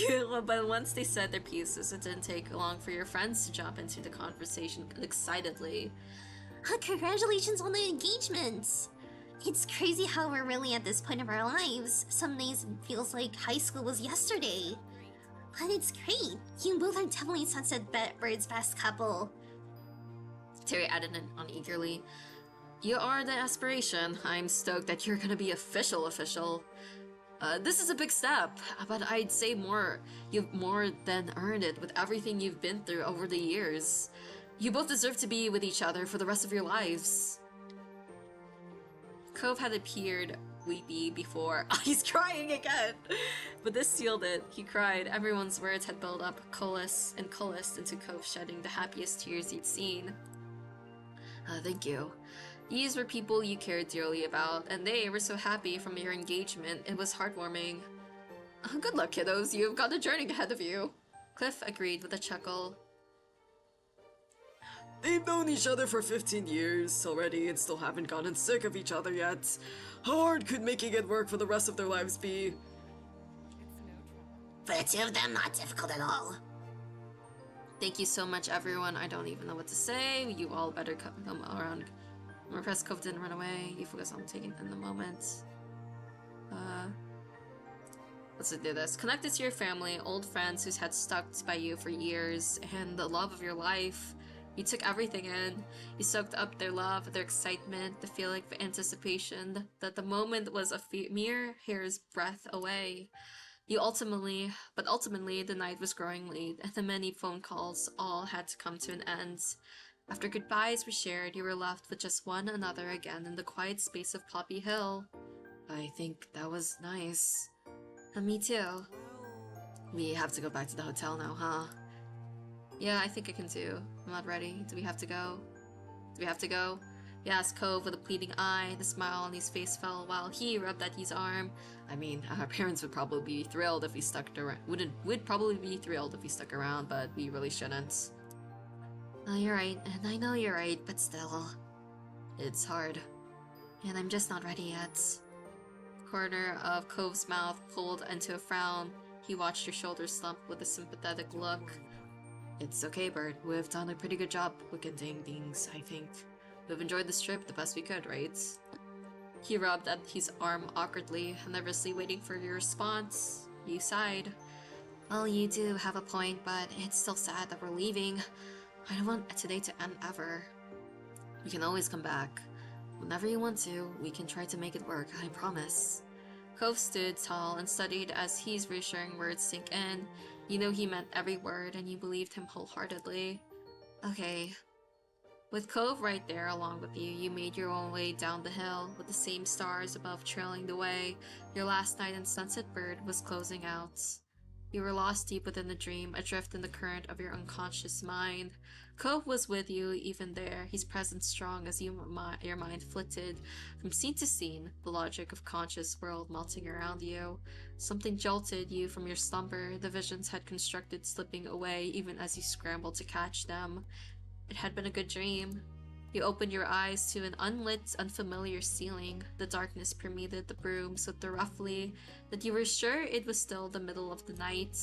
As your eyes adjusted to what little light there was to catch onto, a smiling face cozied itself right above you. There he was.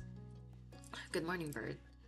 Well, it's why is it dark? The grin was bright enough to make it seem like maybe the sun had risen after all.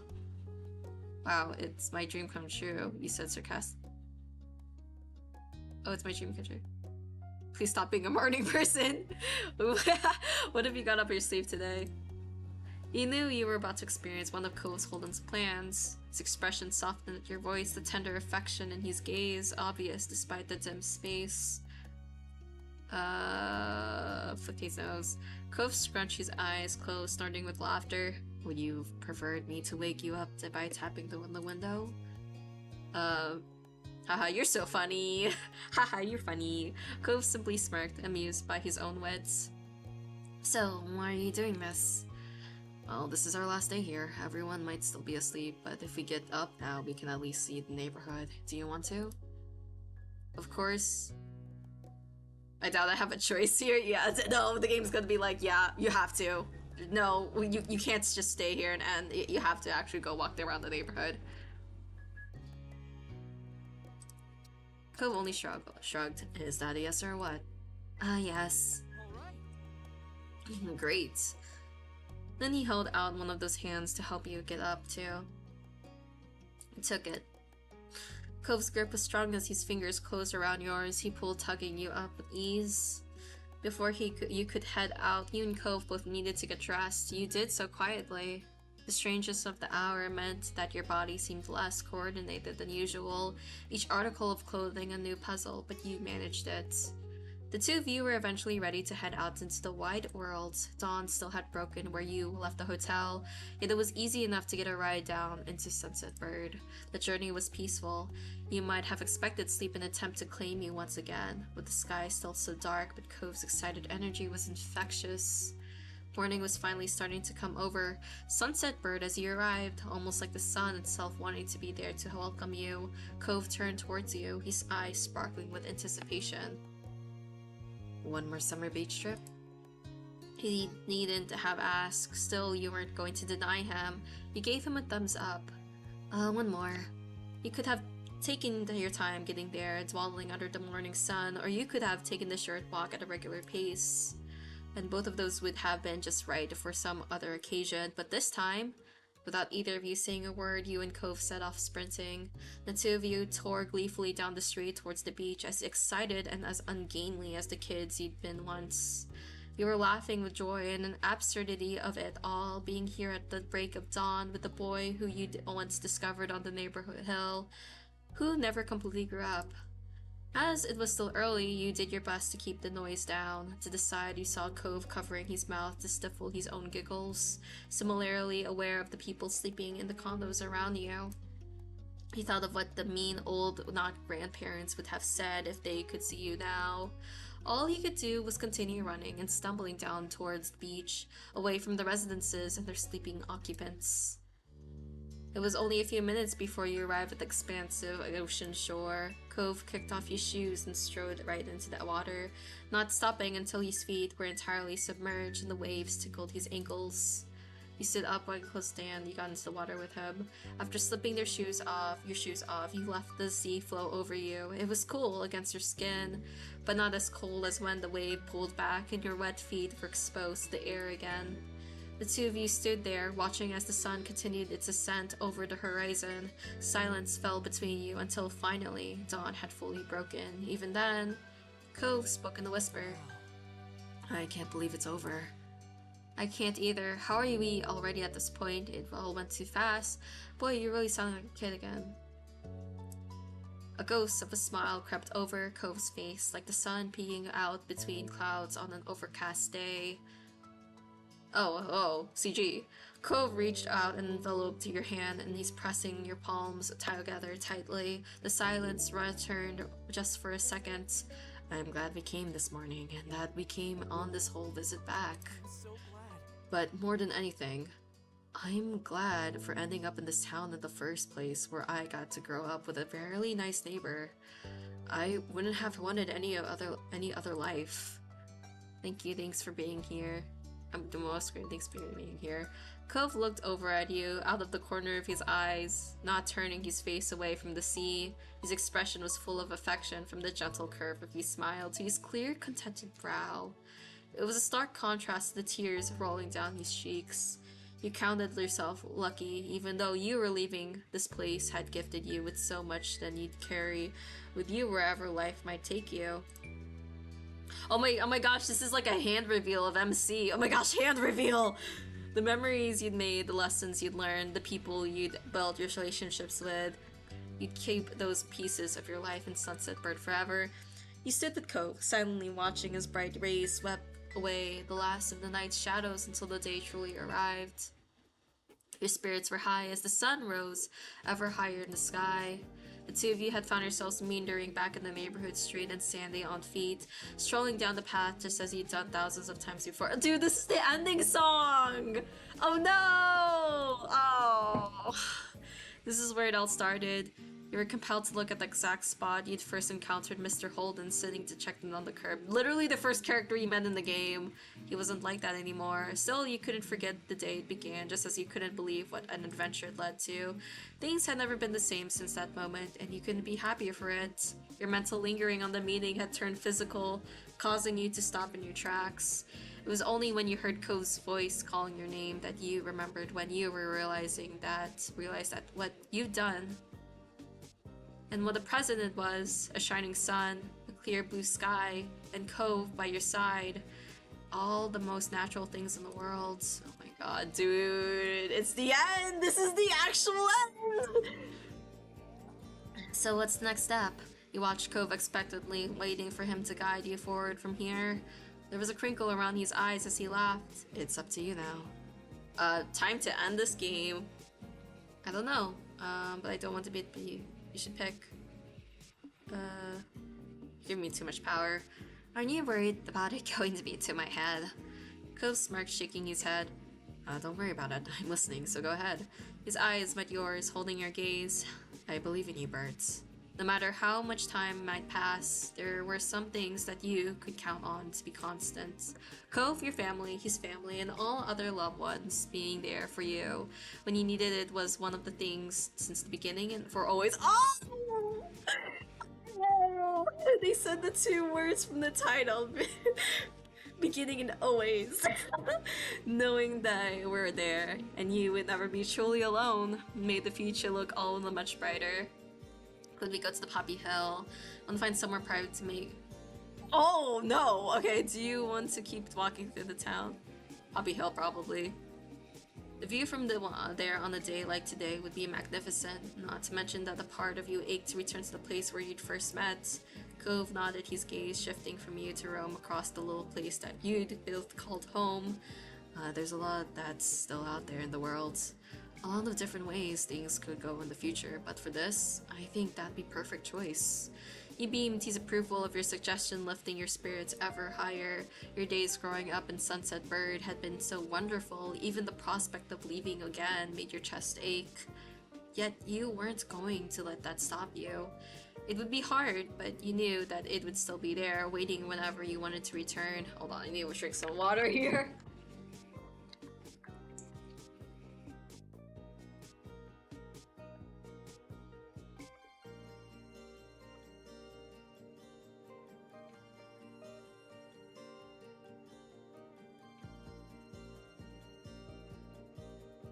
Okay. Peace and Cove would be your side through it all. You knew that one day you'd look back on these moments now just as you fondly reminisced about your childhood growing up here. Each happy moment you experienced became only a memory of what used to be. But that was what life was, and it was okay. As it was from the beginning, and continuing that way for always, life took another step forward. Thank you for beginning a life here. Bro, we didn't get to see our parents. We're just kind of walking around, okay? You can come back again always. Damn. The end. Oh my god!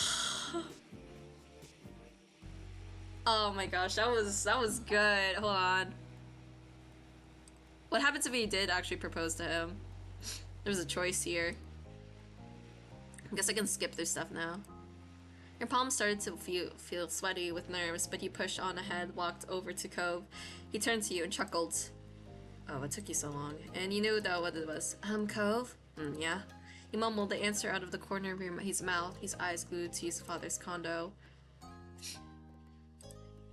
Cove moved to stare directly at you, mouth drooped into a tiny frown as he absorbed your suggestion to suddenly change the plan. But once he did see the look on your face, he shook off any lingering confusion. That smile you loved grew once again. I'll lead the way. You released a breath through a closed teeth, pairing them with a nod. To the hill behind your old house you went, just the two of you. It was a journey you were intimately familiar with, but this time was simply not the same. Actually doing it, you felt heavy and tense. You were full of deep, powerful emotions you need to express, painfully nervous. You stumbled forward, nearly tripping on your own 2 feet more than once. Each time, Cove reached out to try catching you, but you were able to recover before you had to fall in his arms. As much as you'd enjoyed that, you feared you'd lose your nerve if he fell that hard. Your body continued to tremble. It made reaching your destination a challenge in itself. And that was not even including the part of you that wanted to run the other way. You breathed in and out as levelly as you could manage, reminding yourself you were almost there. Under your feet, tarmac gave way to dirt and sparse tufts of grass, which then transitioned to a lush, full field of green and white. The gentle fluttering of petals was very greeting. Poppy Hill, the exact spot where you first met your new neighbor over 15 years ago. He shared countless memories here over the years, catching fireflies, watching the clouds, simply taking time to just talk to one another. You grew there together by side. The small part of the world was inextricably linked with Cove in your mind. It was the place where your most important encounter occurred, and you knew it needed to be the place where you asked him the most important question. It was silent. You and Ko faced one another, affection filling the small space between you. He still didn't know what you were doing, why you were doing this, but he transparently didn't care. He was only happy to be there, to be with you. There was an almost painful pinging in your chest, the strength of your emotions for him, and the knowledge that he held the same feeling back for you made your body ache. You never would have imagined this when you first knew the grumpy little boy he was, and now as adults it was the absolute truth. You wanted to be with Cove, and you needed him to be yours forever, no matter how frightening trying to make that happen might be. You loved Cove. You loved him so deeply. At that moment, you couldn't have been more certain. Every step you'd never taken in life was leading you right here. Oh. Let's do words. Oh, wow. Okay. Wait, what happens if we do an action? Hold on.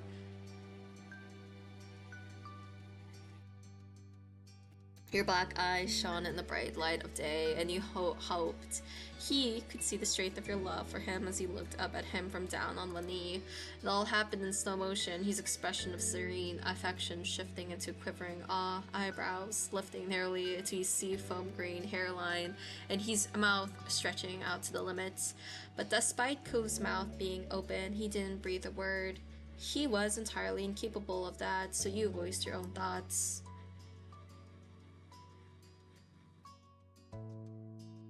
I don't like any of these. I'm in love. I don't like. Yeah. At that Cove crumbled into the ground. They all seem really awkward, but yeah. I wanted at least like doesn't seem. I wanted at least some dialogue that didn't seem like awkward or us like kind of like quivering a bit. Even though we're pretty nervous in this situation, at that Cove crumbled into the ground, his legs completely giving out underneath him. Bubbling drops of tears flowed through the grass just as heavily. He's like, dang it! I was planning a proposal for you! Oh. Birds. That single word was all he could choke out, but that alone was all the inspiration you needed to continue your open-hearted confession. And though the ocean was clearly over there to your side, you felt a wave of seasickness, but that nervousness didn't stop you from sharing your thoughts about your relationship, your history, your love for him. I remember that summer night 5 years ago when you snuck into my room after the Orca charity event to show me a firefly. Shaking breath reverberated through your chest. Thinking back on the scene, you could still picture it clearly.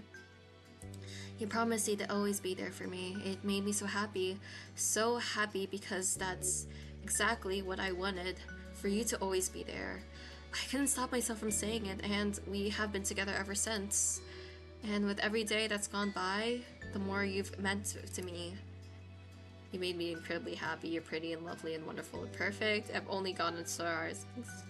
It's not possible to express how much I feel within only words. And once even more you asked, will you marry me? You stared at him one way rolling.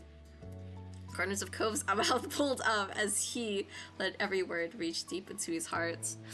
Still smiling like the sunshine, he parted his lips to answer, but all that came out was a gasp, a squeaking sound. Frustrated when he tried to push back past that block, he instead got himself into a stuttering, coughing fit. Sorry. Don't worry, I already know. No need to rush, we've got the rest of our lives. There.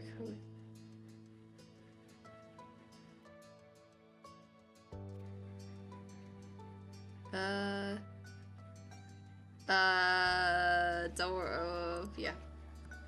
Cove instinctively reached forward and gripped you for support. He hung his head low, taking in slowly deepening breaths. You didn't mind in any way, shape, or form. You'd wait forever for Cove if it was necessary. Eventually, the trembling in the fingers that was holding you settled out. He was able to lift his head once more and to meet your gaze. I will. Despite tears still clinging to his eyes, the words were evenly spoken. Cove had complete confidence in this. Bert, I'd be so grateful to marry you. There's nothing more than I could ever ask for. You'd never understand the term music to your ears better than when you heard the way he laughed so sweetly in that moment. Oh, hold on.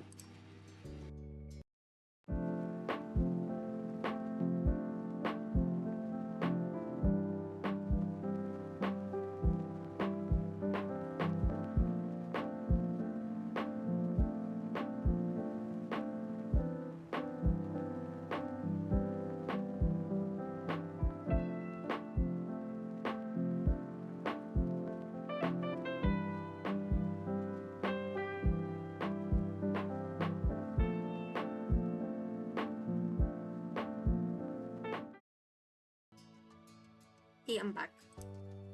I thought about this a lot, probably way too often. And now it's real, it's happening. I don't know if I'm even good enough with words to tell you how happy it makes me. You're what's made my life such a wonderful, beautiful, amazing experience. I'm luckier than I have any right to just know you. Aw, thank you for asking me and being mine and letting me be yours. I love you. Let's get married. Delicately, Cove lifted out and oh, hold on, sorry.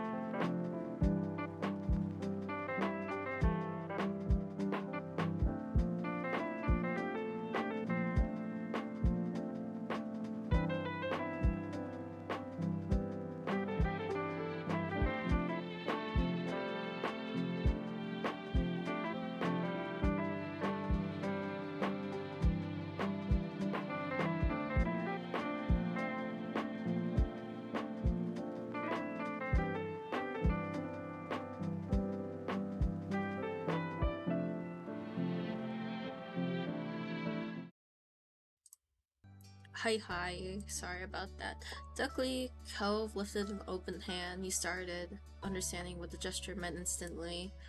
You give the puppy to his rightful owner, you tie the puppy into the ship of ring. Oh, I'll do this. We don't have our own ring, we'll just tie this on you. You created the makeshift ring and then slipped it onto the rightful place on Cove's finger. It was a delicate fit that wouldn't last, but he had no complaints. His voice thick with emotion, Cove whispered, "It's perfect, I'll keep it always." His eyes were transfixed on the poppy. He admired it openly before finally lifting his gaze to meet yours. The view of ocean blue held glossy drops of water, and somehow all you could think was that was him. Cove Holden, the man you loved, and now the person you were going to marry.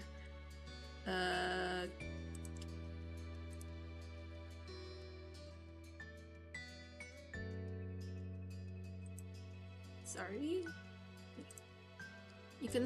You couldn't hold back any longer. Your fingertips skimmed over his cheeks for a second, all sweetness. Cove got the hint. He pulled you into him as close as he could get, desperate to feel you. Gladly, you kissed your fiancé. He kissed you back, lovingly, that you could feel the smile on his face. The place where you met, where you grew, where you fell in love, was now the place where you shared life together truly began. Your eyes drifted close to let yourself experience it, to anchor yourself in this moment, to hold on for as long as possible. You, the both of you, never wanted to let go. You were certain of it. The rest of your days would be spent side by side. It was all you'd hoped for. When the swirling excitement of your new engagement relaxed back into the more familiar style of gentle comfort and their relationship, Cove stood up. He lifted you along with him. A lingering warmth filled the air around you, much more than the normal heat of summer. It was all your own. With a gentle tone, Cove spoke once more. Let's go see our families. The smile on his face was building. You knew he was excited to tell them the news. Yeah, they're waiting for us.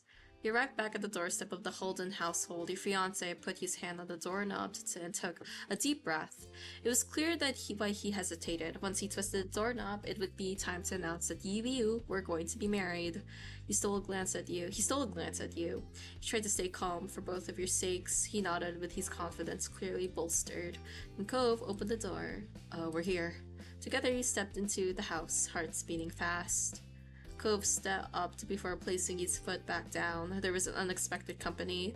You saw your family, not just your moms, but Liz and Lee as well. Along with them, Terry and Miranda were curled up on the couch and Derek sipped at a glass of water. Surprise! A surprise! Everyone else followed and let out the chorus of surprises. Cove's eyes widened and he swallowed hard. This wasn't part of the plan. What took so long? Yeah, you're slowpokes. Cove remained almost completely frozen in place, though he did finally place foot into the ground. Hey, Sport Bert! Your friends came over for a visit, so I invited them to breakfast. And since we were cooking for a crowd of any whoosies, we decided to ask Pam, Noelle, and all over too. Pretty nice, huh? Laughed nervously. That's what Bert would do. An awkward smile crept on her face as he tried to absorb that everyone was here. Everyone was going to know. The group looked back with confused expressions. Cove automatically rubbed the faint scar on his arm. I'll say the announcement. All eyes turned to you. It was an awful lot of eyes at once. Cove nodded with a serious expression. That's right, I'm going to marry Bert. Cove reached over to take your hand as a physical sign of your union.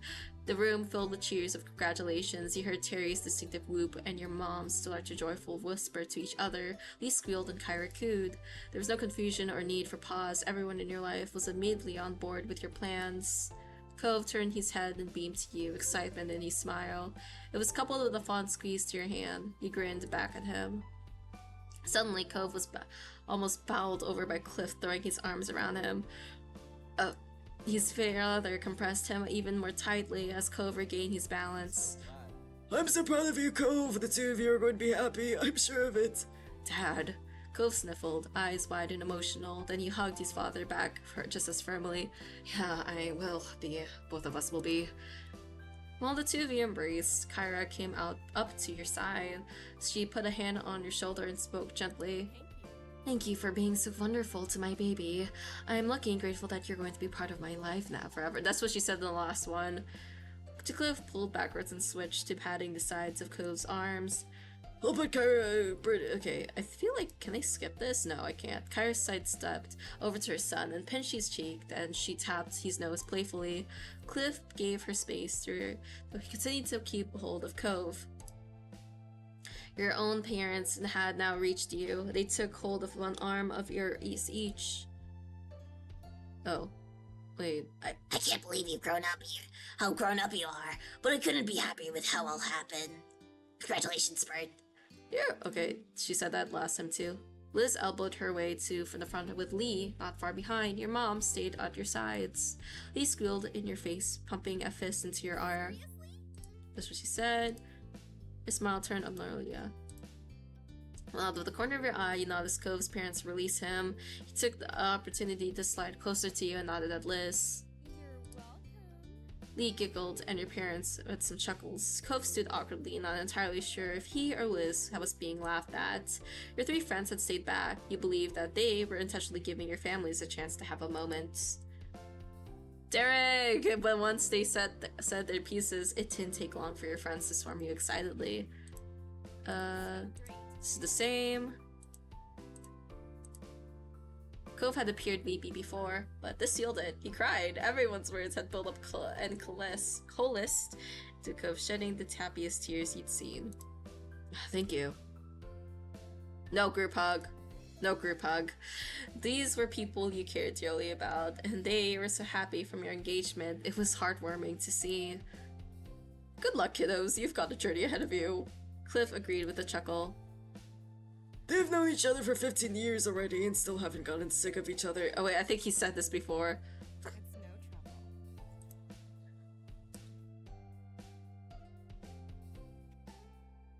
Let's do this instead. Surrounded by your family, old friends who had stuck by you for years, and the love of your life. You took everything in. You soaked up their love, their excitement, the feeling of anticipation that the future was a mere hair's breadth away.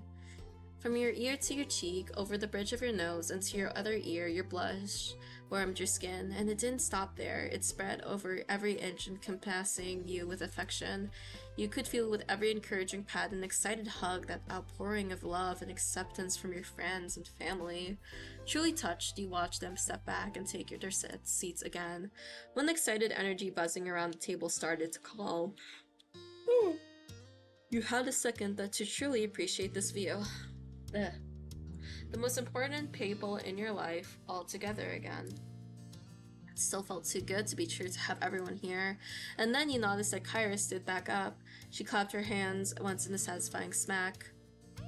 I hate to interrupt, but I thought you'd want to know that the food's done cooking. Food? Oh, I kind of forgot that we were here for that. Embarrassed, Cove scratched the back of his neck and kept his gaze away from anyone in particular. The crowd burst into loud fits of laughter. Wow. I didn't think you would ever forget about your precious food.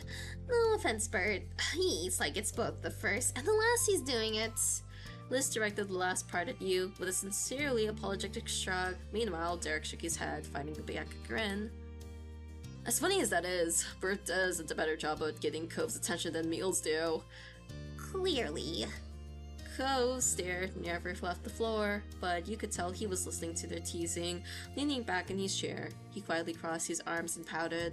Equally bashful, you averted your eyes from the unfolding scene, though while you wouldn't admit it out loud in front of your friends and family, you were thrilled by their observation.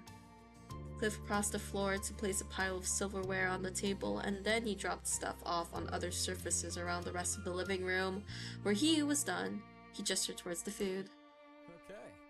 The plates are in the kitchen. Serve yourselves and sit wherever you'd like. The guests happily formed the line, and the meal was steadily passed around. Before long, each person claimed a seat in the Holden living room area, some at the table, others on the kitchen island, and some situated at the couches. Conversations trickled across the various clusters of friends as everyone dug in.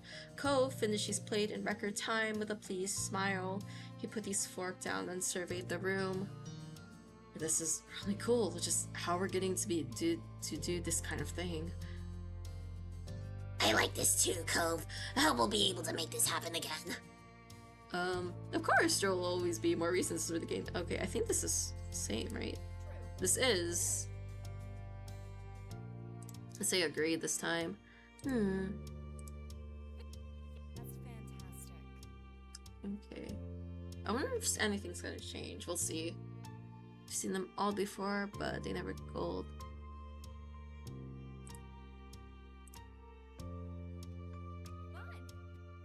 Oh, okay, so this is the baby pictures again. Let's see if there's anything at the end that changes. People say that about your every baby. His answer was mumbled and company based bed. Pressing your lips into a hard line, you firmly shook your head. You then lightly reached up and pinched Cove's cheek. I have eyes, and they've concluded that you were the most adorable baby. Oh, wait, that's different. Cove lightly swatted your words away. Despite his attempts to deny your claims, there was a happy shine in the whole demeanor. Okay, then I can skip this. Until it gives me, like, another choice, probably. Great. This was fun. I think I've said this last time. So, sounds good. So right. Oh, wait, what happened since I already proposed to him? And then I could do this. Finally, Cove parted his hands and released the firefly back into the hill. It flew up around his face before darting away in the sky, but your gaze was fixated on him. There was a touch of wistfulness in his features as he watched the bug disappear into the night. It wasn't until Cove turned his attention back to you with a demonier warmth. Okay, I'm ready to go now. Oh, okay, so, okay. I'm assuming this is the same, so I guess I'll just end it here. Let's go to the menu, I guess, yeah. So it's the same. Oh my gosh. This was a really good game. This was a really good game. Let me switch to God, wait, no, I can't really switch. Wait, why is it stuck? I wonder why it's stuck. Why is it stuck on the menu? Oh, that's weird. Let me see if I can go to just chatting. Okay. I'm so... Oh my god, let me change my model. Can I change what my model looks like here? I'm gonna exit the game too. Actually, let me switch my model really quickly. Hold on.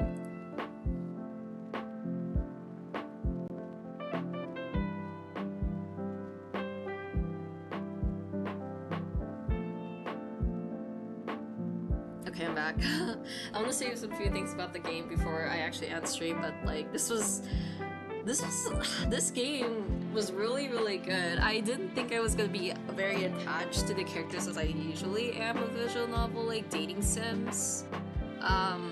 This one probably got to me a lot more because I got to know more about the characters. Like they gave this game like felt like they cared about each character, even no matter how small of a part they had. Like they even brought back some characters like Baxter, Jeremy, Shiloh. They mentioned them again, even though they had small parts in their lives.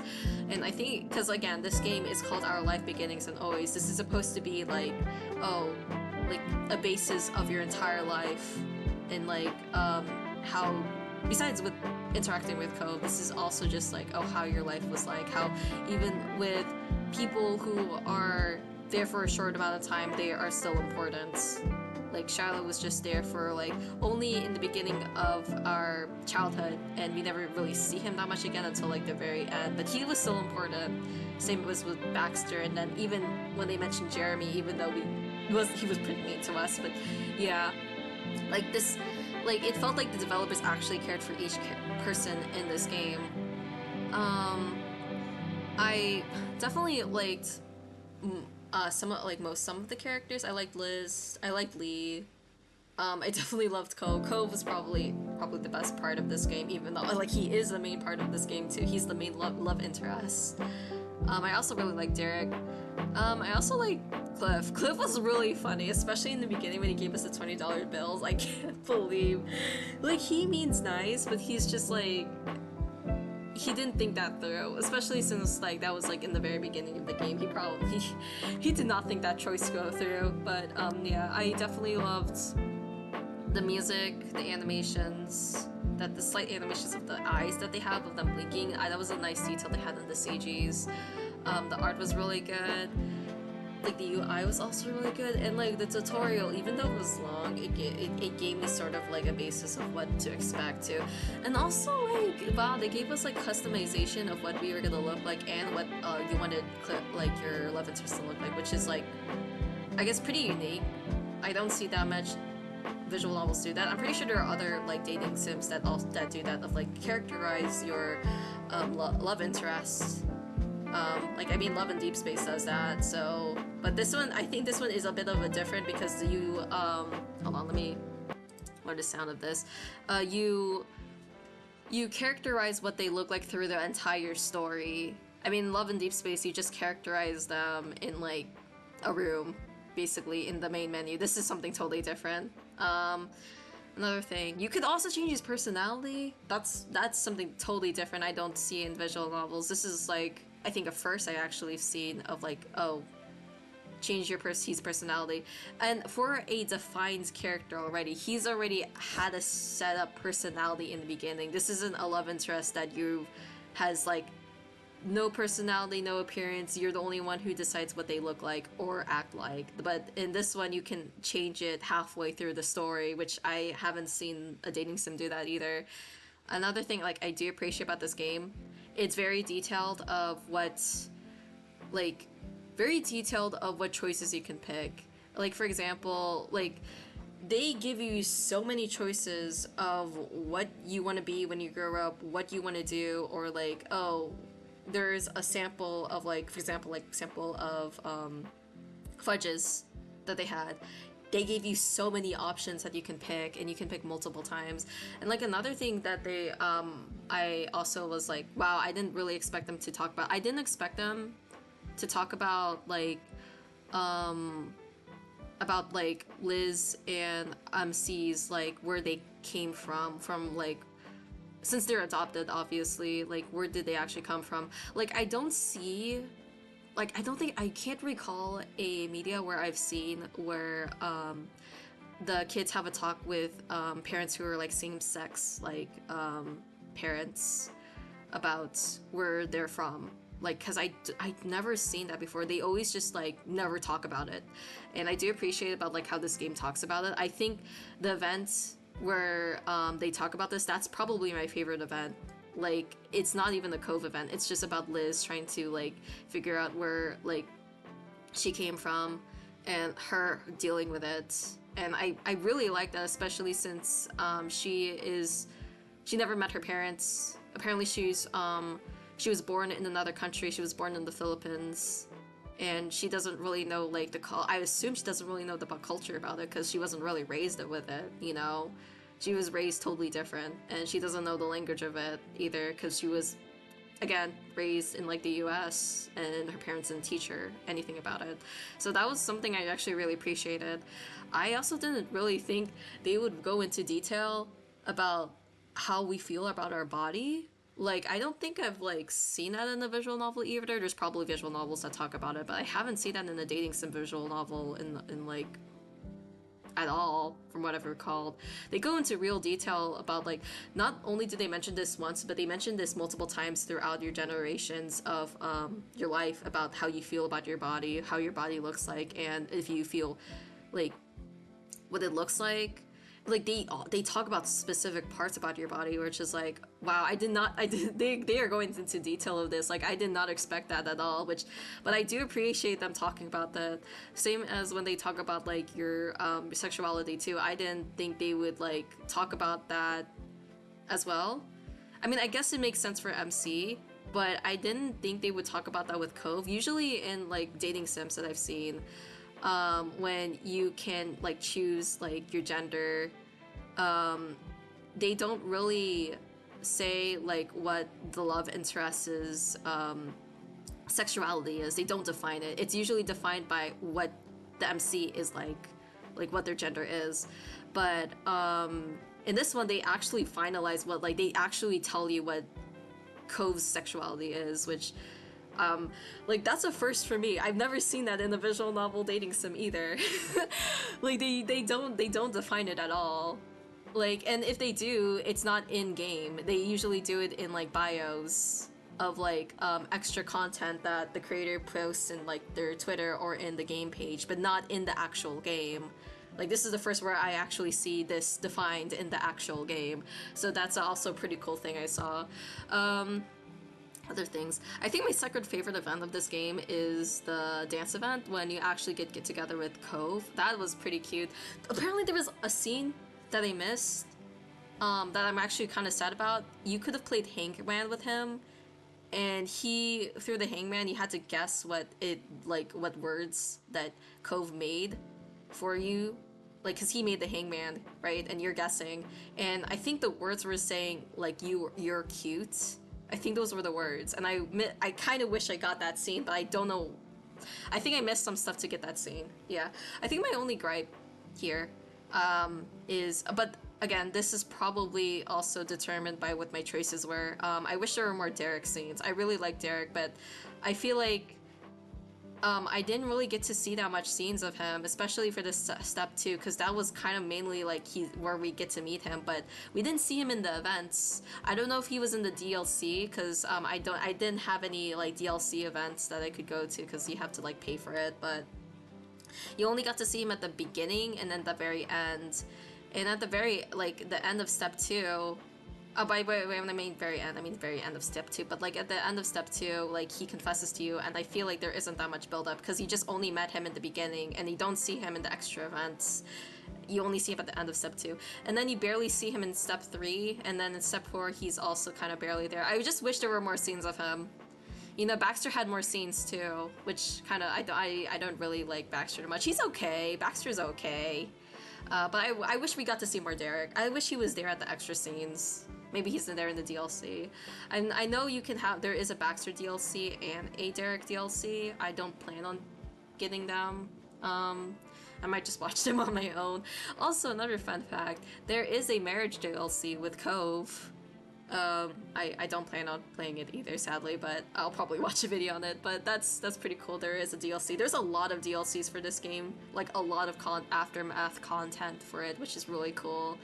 But yeah, I really like this game. This is probably one of the best dating sims I've actually played. This is so, like, I was worried, like, because this was a very long game, but I was kind of worried that this would, like, drag on, where I would get bored. But no, I didn't actually get bored. I actually enjoyed myself with it. And I also felt really happy in, like, the scenes where, like, they get together.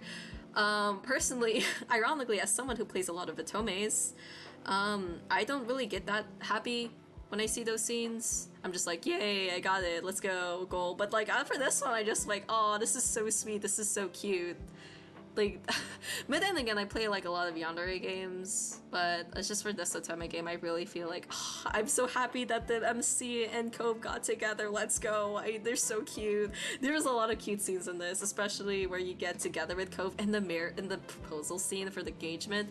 I think the Cove engaging to you, Cove proposing you to you, was a lot better compared to you proposing to him.